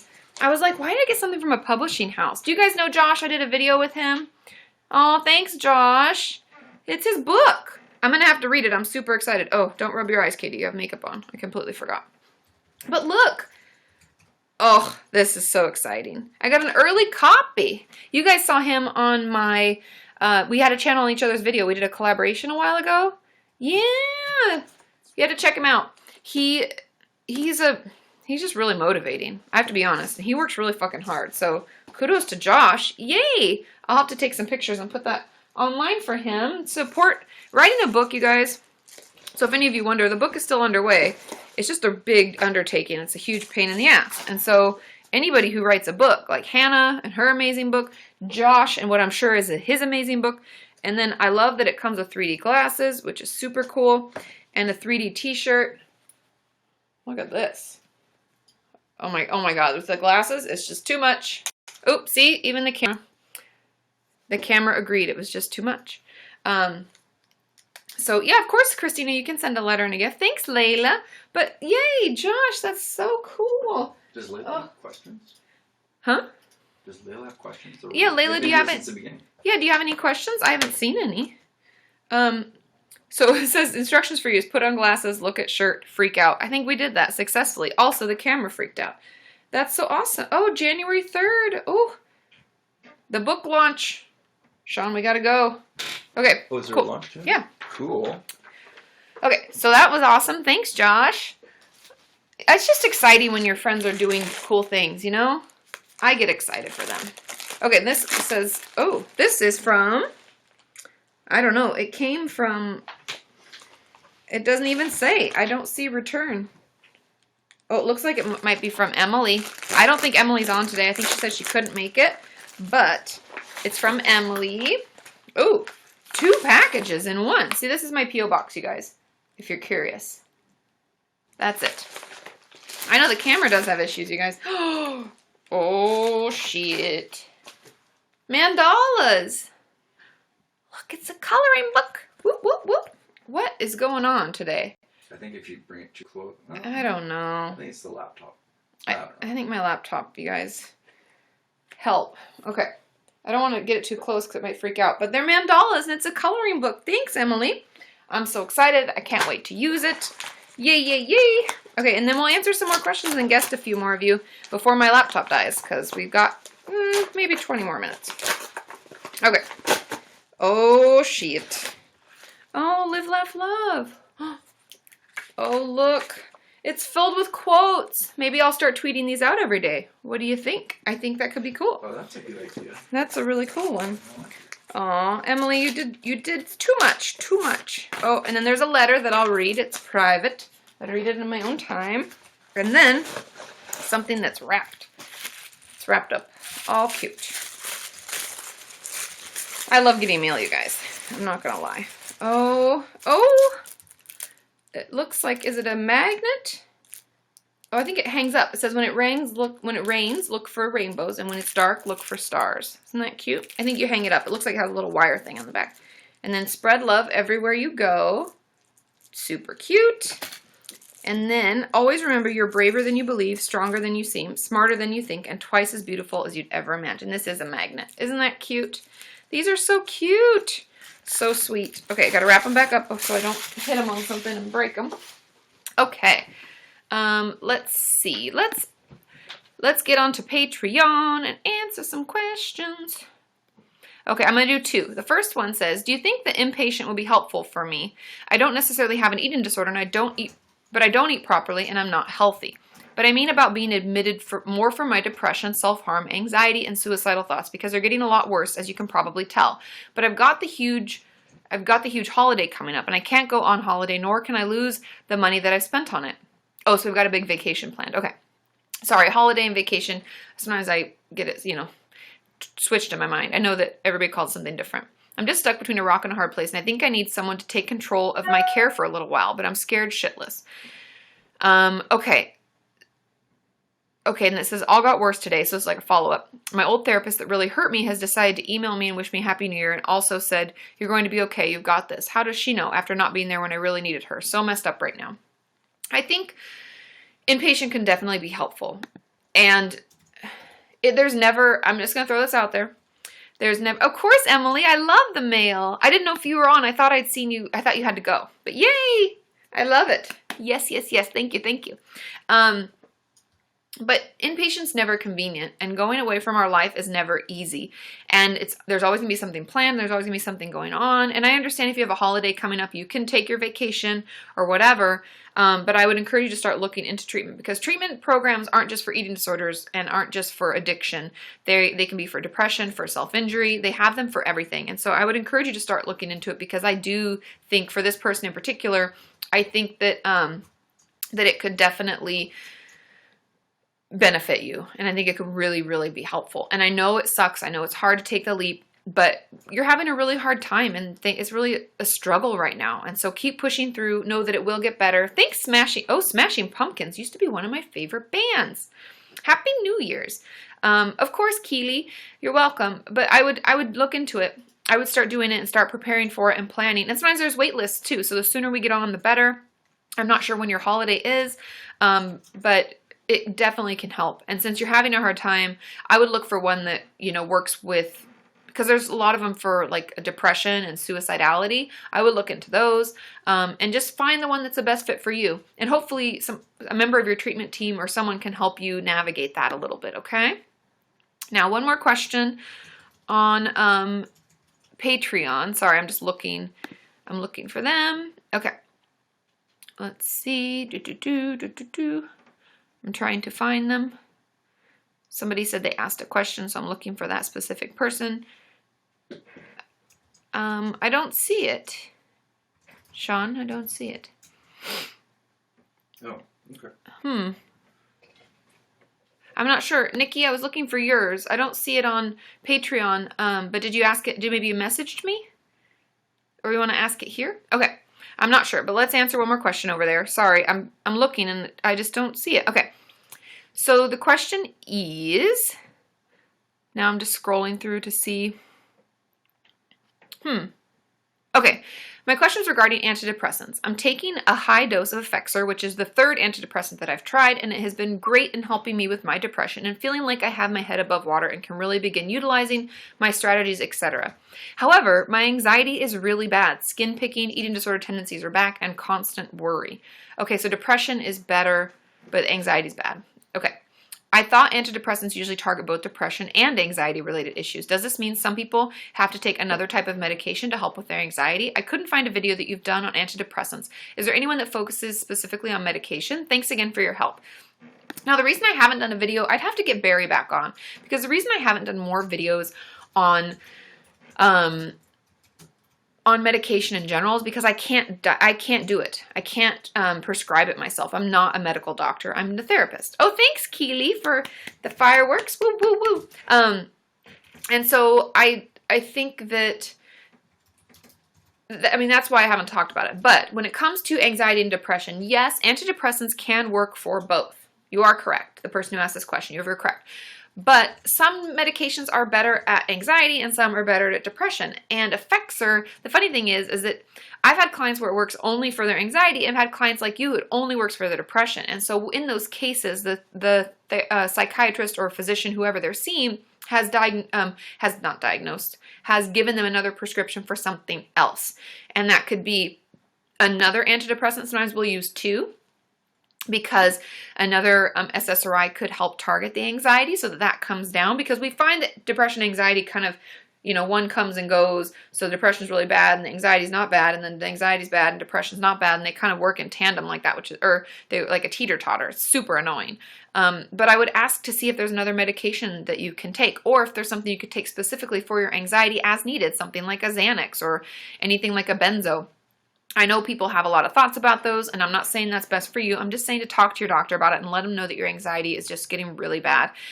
Because everyone's brain is different, and all of the medications are going to respond and react differently within your brain and your situation. And being on more than one medication to manage your depression and anxiety isn't uncommon, and it's something that a lot of my clients are actually doing and have had really great results. So yeah, let them know how you feel. Just tell them like you're telling me, like the depression has gotten so much better, but my anxiety's bad. And is there anything I can take for that? And just see what they say, because if you find all these other symptoms are coming up and, invading your life essentially, then I think it's time that we add something else in. Okay? And keep me posted. Big question. Okay. Big Hufflepuff or... I'm Ravenclaw. Oh, okay. I'm Ravenclaw. I actually, the funny thing was, I think I took the test twice. I'll take it again and I'll tweet again. But Carly, don't you remember? I think I told you. I think it was Ravenclaw. Was it? I don't remember. Carly might remember. I think it is Ravenclaw. Oh, I found Nikki Fisher's question. Here we go. Oh, okay. Sean's going to put the question up. Yep. Give me a second. Oh, and Nora's asking, how long do withdrawals last? Withdrawals from medication? Yeah, Pottermore quiz. Oh, I tweeted you Ravenclaw or Hufflepuff. Oh, I think it's because I took the Pottermore one and it said Ravenclaw, but I took a different one and it said Hufflepuff. Because that's when Carly was like, Pottermore is official. So I'm Pottermore, I'm Ravenclaw. I believe that is the truth, but I will double check. I'll take it again and I will tweet it to make sure. But with regard to withdrawal from medications, I'm assuming that's what the question is. How long does withdrawal last? It's something I would talk to your doctor about, but usually not very long, like a week or two maximum. It depends on the half-life of the medication as well as how long you were taking it. There are a lot of factors, and so I would talk to your doctor, and that's why we don't stop medications without talking to our doctor, because they can slowly titrate us down so that we don't have withdrawal symptoms. And so I would, let them know, call them like ASAP and see what they can do, because there are a lot of things we can do to kind of assuage the feelings of withdrawal and make you feel better sooner. So yeah, that's why. Okay, what's the question? Okay, so I have a question that says, wondering if you can talk about stockpiling tablets. My counselor wants me to get rid of them and I physically can't. I tried and I got bad anxiety. Advice? I have a lot of clients who've done this before. I actually don't. Maybe I'm a weird therapist. I don't ask them to get rid of them, but I'll ask them to bring them in so we can put them on the table and then we talk about them. But that's what I do. I know that sounds really weird, but that's something that I do. Tablets are like medications, pills. Somebody's asking what that is, but that's what they are. And so if you're stockpiling them, okay. Jennifer also says her NP told her that med withdrawal can last for about a month. Oh, trazodone, definitely. It depends on the medication. Some of them can last a long time. I was thinking like an antidepressant. Okay, but with regard to stockpiling pills or medications, tablets, whatever you want to call them, I'd be more interested in talking with your therapist about the why. Why am I doing it? Why am I stockpiling them? What is it about the option of killing myself? I'd assume that that's what the stockpiling is coming to. Guys, we're number 50 on top broadcasters. Whoop, whoop. And I would be interested more to talk about it, because I think it's a power/control thing, thinking to yourself, and I'm just guessing, right? I'm just like hypothesizing. I'm guessing that because whenever I talk to my clients about it, they always say, it's because then I know I have a way out, or then I know that I can do this and blah, blah, blah. And so it's more about a control of the fact that they have a way out. And as a therapist, I'm not going to try to take that away from you. I'm going to try to understand more where it's coming from and figure out how we can make it so that you don't feel that you need the way out. And so I would start talking to your therapist about it, why you feel the need to have the way out. What is going on? How bad is your depression? Are we treating it properly? Because my thought is that the hopelessness is still palpable. It's there all the time, and that's why we're stockpiling them, and that's why we can't get rid of them, and our anxiety goes up. And so this would be something that I would talk with them about and something that I would bring up, because that's my guess as to where it's really, really coming from. And I wouldn't encourage you just to throw them away today, but I would encourage you to think about why you can't. Maybe bring them to session and start there, okay? And keep me posted, because I don't like having clients that have stockpiled pills and medications, but that doesn't mean that I'm going to tell them just to get rid of them today. I'm more interested as to why. Okay, I hope that helps and makes some more sense. Okay, let's guest another person, and then I'll open my... More mail. I love the mail haul. Oh, it's here. I was like, where'd my cards go? I have a bunch of cards. Okay, Taylor, are you ready? We're going to guest you.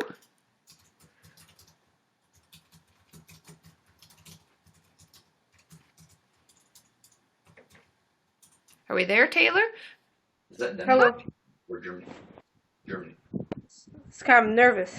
That's okay. A lot of people are nervous. I'm going to get some water here. You get situated. Okay. Happy New Year. Yeah, it's pretty soon, like 20 minutes from now. Yeah, I was going to say. So what's going on? Yeah, so I've recently went my last therapist appointment. So I started EMDR therapy, and like this last appointment when I went in, she usually asks me, do I want to do EMDR that day or not? I kind of shrugged it off because, like, I was too nervous, like, to do it. Like, I always get, because my mind wanders a lot. Uh-huh. So I didn't really say anything, and so she's like, okay, we'll just talk. And I was wondering if that's, like, normal for therapists to just ask you if you just want to talk and then Yeah. just be about random things. It is very normal because it kind of depends. Like, for instance, especially EMDR, right? So she does EMDR with you sometimes, and then she didn't this time. Is that kind of what you're saying? Yeah. So it is very normal because EMDR can be really hard. I'm sure you've noticed it can be really exhausting, and it's really intensive work.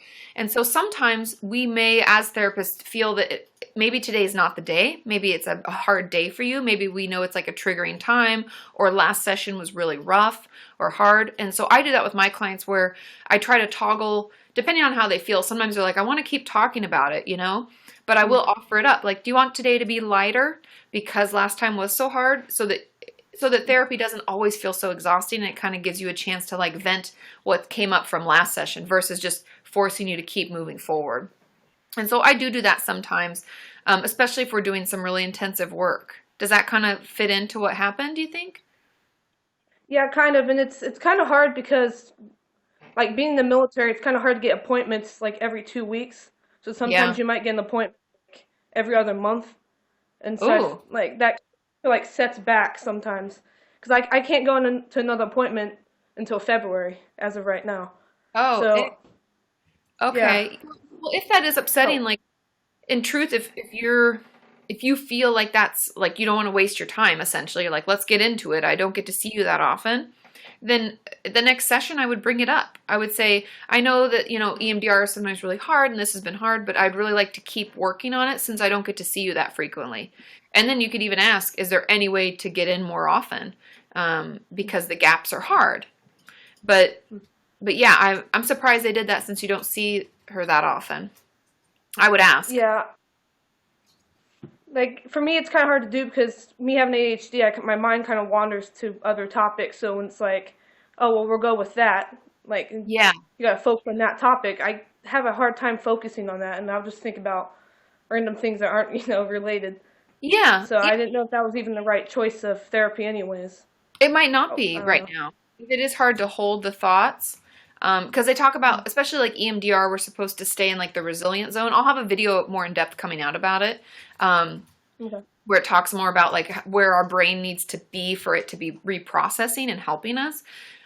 So maybe it isn't quite right for you, but I would talk about it. It's okay to ask and say, I don't know if this is right, and and there are big gaps in between sessions. Is there any way to shorten that? And these are, just kind of to go through it again to make sure that you're getting what you need. Because that's hard when you're not seeing them that frequently. And EMDR needs to be, ideally every week or every other week at the most. That's the biggest space. So yeah, I talked to them about it, but that is normal. Like, nothing's wrong with her saying that or doing that. But I just have some questions, I guess, about it. Like, for her, like, why? And you don't get to see them that often, so why would you do that? Yeah, because she even told me, she hasn't done it often. She told me that, at first, before we even started. She was like, I haven't really done EMDR before. And so she kind of let me know that. So I was, I know you got to start somewhere. You got to, Yeah, but still, yeah. You don't want to be like the guinea pig for it either. Exactly. Yeah, I talk about it at your next session, bring it up, and, and let her know how you feel. And then keep me posted. Let me know. Let me know how it goes. Okay, thank you. Of course. Good to see you, Taylor. Happy New Year. Happy New Year. Thank you. Mm-hmm. Thanks, Sophie Joe and Yoids Brittany. Thank you for the fireworks.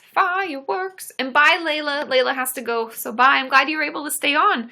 Okay. You just crushed 30,000. Yeah, we're over 30,000. Remember, I was like, I think we're gonna get past 20. Ooh, this one has sparkles. I see it. What's the mail song? People are writing mail songs. The mail song. I don't know. What is the mail song? Somebody's going to have to sing it. Does somebody want to be guested? Oh, it says Merry Christmas. Oh, the sparkles are everywhere. It's like, has anybody heard glitter is the herpes of craft supplies? Because you can't get rid of them. Oh, this is from Punk. Thanks, Punk. Punk never forgets me. She sends birthday cards. Punk is one of my first original viewers, and she does origami. Oh, it's a Christmas ornament. I think I have another one from you, Punk, from in the past. I have another ornament. Look how cool, you guys. Okay, I have to be really careful with it. Oh, that's nice. Don't want to ruin it. I'm putting it next to your ornament, Yar. Sean and I's tree next year is going to be off the hook. Okay. I'm going to set that down there because the sparkles look legit. Do you see it? You see it? Okay. I don't know the song. Oh, Jennifer's going to sing it if I guessed her. Jennifer P. Oh, you have to sing it. No, you got to sing it. I'm going to have you. Oh, there's Jennifer. Sing the song. We're going to, and then I've got glitter everywhere. Come on, Jennifer. Hi. Hi. So what's our male song? Do we have a male song? It never fails. It makes me wanna wag my tail. When it comes, I wanna wail. Mel. I love it. I love it. I'm capturing that. That's a good one. Sean's capturing that moment. You're welcome, Internet. Singing the song. Okay, so what's going on? Happy New Year. Hi, Happy New Year. Okay, so I've been going through like some eating disorder treatment stuff. Yay. I mean, I say yay. I know you're like, ugh, but yeah. Well, okay, so how it's been is there's a center in another province because my province has no treatment centers. They have hospitals, but they don't have anything. No therapeutic treatment. It's just like go to the hospital. Right. It's go to the hospital, feeding tube you until you're a goal weight, and then send you home. And I don't qualify for that. I don't need that, whatever. So my province doesn't have that, so I've been going out of province for like 3 days at a time because that's their free programming. But then out of province, I have no funding to go to other programs. Okay. So it's like, I think $15,000 a month or something like that. Okay. And so one side of this is the funding thing, and then there's another program that I think will be better for me for longer term, and I'm working on, here's my paperwork for the grant application, and oh yay, whoop whoop. Geez, that's a lot of paperwork though. Kudos to you. It sucks, but I hope that I can get some money because I'm the most motivated person on the planet. Mm-hmm. So basically where I'm falling into a big problem is one, the money thing, which is whatever. But I have no idea how to talk to my parents about this because my parents don't understand eating disorders other than the context of what media tells them, which is like the anorexia and the bulimia side of things. Yep. So they see that and they think of that as an eating disorder. And I have a not otherwise specified eating disorder, so I get to be in the junk drawer of eating disorders. Which is hard for people to understand. Right. Plus, my parents also see eating disorders as a weight issue. And so when I go to treatment, they legitimately think I'm at fat camp. And that's so ridiculous. Because fat camps were so successful and such a good idea. I can't blame them because I know that they just don't know, but I don't know how else to spell it out because I feel like I've been trying to explain it and say, it's not about weight, it's not about whatever. And they're like, well, what is it about? But you know what I mean? It's a balance of, you know, and I've got a really, really great therapist who's really well kind of regarded in the city for eating disorder treatment. And she's really, really awesome. But bringing my parents to therapy isn't something that's been helpful in the past. Gotcha. And I don't need them to be 100% on board. Yes, we understand this. We're going to advocate for you. But I just want them to understand that where this is kind of coming up is at Christmas dinner, my mom said to me, if you eat too much, I'm going to call the treatment center and tell them. And is that... Yeah. So you're like, okay. I just want them to understand enough to be able to have a little bit more empathy about it and to not think of it as just a weight issue or that's something that I've done that's bad or whatever. You know what I mean? And it's like those kinds of remarks and behavior is kind of what started the pattern in the first place at times, you know? Totally. And I wonder, I mean, a couple questions, I guess, because my first thought is like, would they watch any of my videos? And take it seriously? Maybe. Because, I mean, sometimes that's helped. I've heard from other viewers that can kind of help, like, start the conversation because it's coming from someone else. Because sometimes they don't hear it when it comes from us. Do you know what I mean? It's like, you're their kid, and they're like, whatever. And they like, don't really listen. And I think that it's kind of important for them to actually listen. And I was going to say bring them to therapy, but if that's not helpful, I wouldn't waste a session with them. Well, yeah, it's because I have to pay the money for it, right? So if I'm paying the money for a session, then it, and I love my parents so much, and they've been supportive to me the best that they know how to with what they live in, with a kid who's had like various different mental health issues and lots of trauma and all this other stuff. And so I know they're trying, and I love them for that, and I know they love me, but I just don't know how to explain it. Yeah, totally. And so I'll give you a couple options, and this will be on YouTube so you can replay it if it's helpful. Right. So something that I find parents, because my mom, for instance, does understand. About a year ago, all of a sudden was like, oh, I get what you mean about eating disorders. I've been working with it for a long time. So like, don't think that you're, they'll get there, but we're hoping we can get them there like today. So I think something that I've said to my mom to help her to explain more about what I do is to say, how people yo-yo diet, and we talk about it all the time. People try to lose weight and then they gain it and they lose it and gain it. And we talk about that like it's a normal thing and like dieting is normal. You can say, what if, like what I'm experiencing is that it's the reason that we gain the weight back, even when we're trying to lose it, is because it's not really about the food. It's what we use food for. Mm-hmm. And for some reason that resonated with my mom when I was trying to explain like what eating disorders are and how they work. Cause I had a couple good friends I grew up with who had them. One of the underweight variety, one not. And so I explained it to her like that. And then with you, it's kind of up to you about how you want to share it with them, but you can just say, I know that the media says that people with eating disorders are underweight. However, it's more about the fact that we use food to cope. And then you can make it personal. Like if let's say your mom had a stressful experience at work or had something go on, you can be like, remember when you had that fight with that friend? Instead of just being upset and crying about it, someone with an eating disorder may overeat or undereat or exercise to deal with it. Yeah. And I just stopped there. Like I wouldn't keep going into it, but I'd give like 2 little examples where I'd compare it to, like we're linking the food to feelings. And then we're talking about how it doesn't always look one way because it's like we could overeat or we could undereat or we could do both at different times. It's more about, and maybe they'll watch some of my videos because it's more about what we use food for and why we attach food to situations and emotions. Like, if I get into treatment in Manitoba, it's going to be probably 1 to 3 months, and I just want the support. Like I have so much support. I have support from the people I live with, from my boss. Like my boss at work was like, if you need the time off to go to treatment, you take the time off to go to treatment, and the only reason we're going to be upset if you do that is because you're not here because you do such a good job.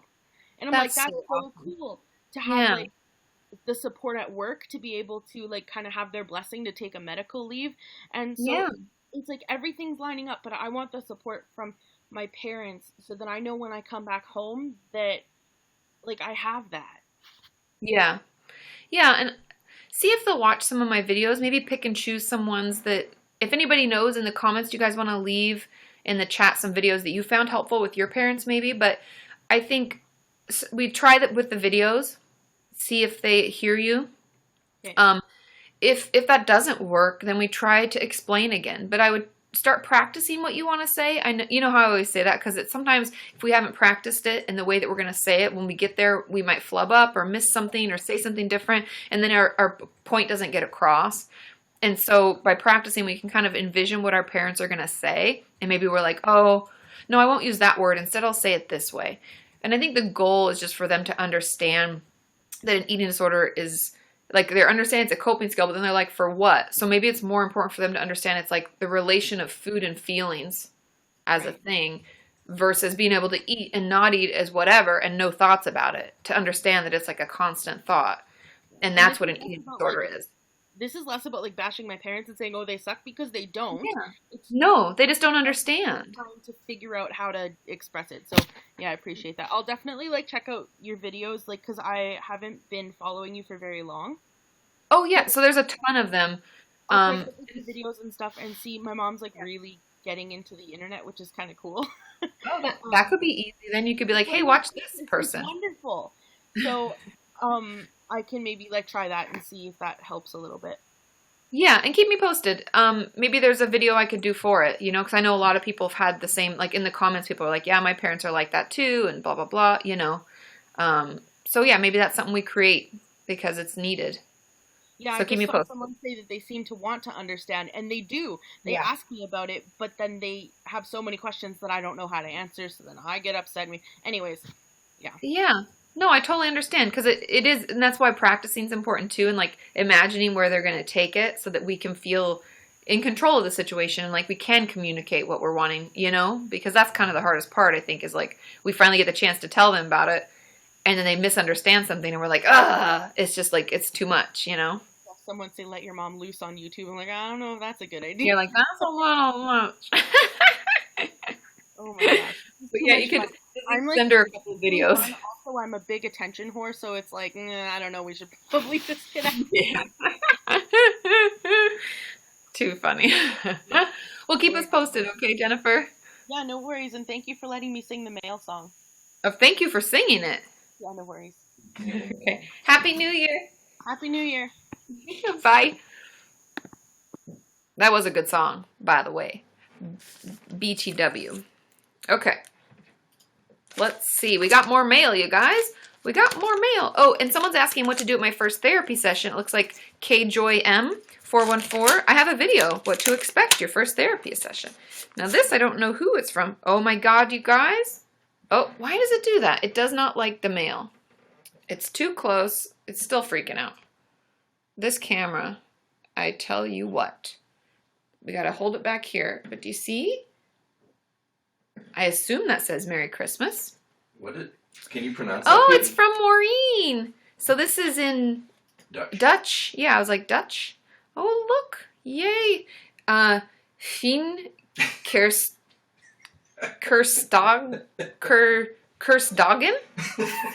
Fien Kerstdagen? Gesundheit. Sean says Gesundheit. Let me know, Maureen, if I'm saying it correctly. It was a good effort. Thanks, Wascally Wabbit. I tried. Okay. We've got a couple more things to open together, and then I think we're just going to call it. Ugh. So, do you guys like that I open these? I can wait. This is from Troy. Oh, Christmas card. Look, he's so cute. A cute little doggy. Oh, thanks, Troy. Oh, sending you lots of love this holiday season, too. Thank you, thank you, thank you. And I'm going to read all of your letters and stuff. Ooh, this one feels like it has a lot of glitter. This one's, I know who this is. Okay, the glitter has come to an all-time high in the office today because of all the wonderful, amazing stuff. See the glitter? And this is from Erin. Thank you, Erin. Thank you, thank you. I don't think she was going to be on today, but I remember her saying she was sending me something. Okay. And those are my cards, and I'll read that. And then I've got to get some skizzers here. Hey-ya! To open this. And this one is, I'm not sure who this is from, but I have a feeling that I know. Yes. It's funny because I knew this was Tassie from Tassie because she has the stickers. So Tassie sends me things periodically, just like Yar sends me packages and stuff too periodically. And I had a feeling this was a Tassie Jones box. So thanks, Tassie.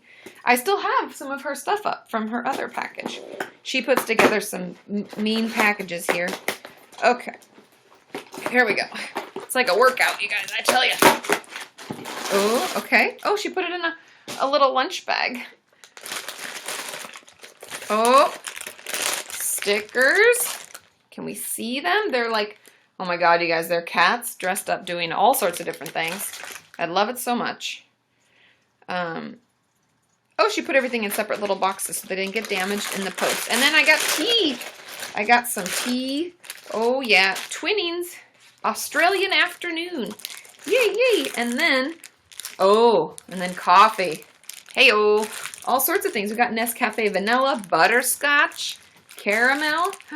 Thank you, Tassie. I like that it has my name on it. I feel like she put my lunch together for me.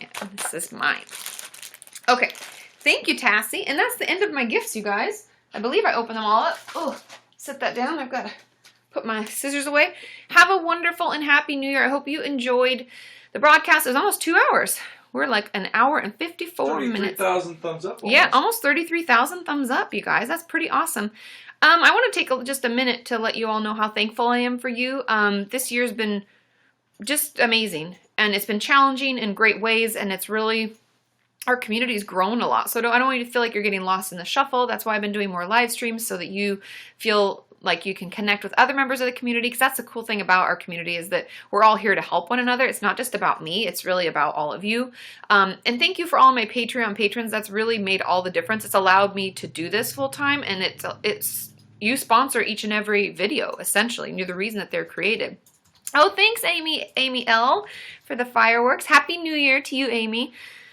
And yeah, I mean, I just think that it's important for you all to know how important you are to me, and how big of a part of, you're just as big of a part as I am of this whole thing. Thanks, Emily. Because I love you all, and it's without you, I wouldn't be here, and I wouldn't be able to keep doing this. And so thank you. It's really cool, and our community is growing, and I hope 2017 just holds more and more change. You know, there's so many things that we can do to help. I want to meet all of you. I would love to be able to travel a little bit more to see you. I would love to be able to make some change at a higher level within different political areas. I know every country has their own thing, but I would like to start the mental health conversation at a more political level this year. And, you know, we'll do what we can, and we're trying to do as much as we can to make change and to fight through the stigma and to just continue the conversation about mental health. And so I have some really cool collaborations coming up this year that I think in 2017 that you all will really love.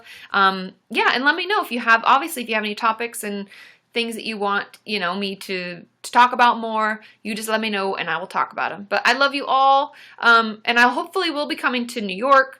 And I will definitely be coming to Amsterdam in April and different parts of the UK. So make sure, in different parts of Europe, really, make sure you follow me on Twitter, because that's where I usually shoot out information like that, because it's the easiest for me, because I can do it from my phone and let you know. So I'll keep you posted on what we're doing, and try to just come to see you as much as possible.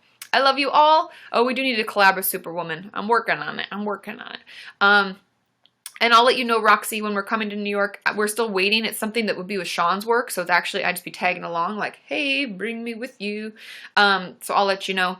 And yeah, I love you all. Happy New Year. Be safe out there. If you haven't celebrated yet and you're going out, please be careful on the roads. Be careful crossing the street. People are drinking and driving. People are acting crazy.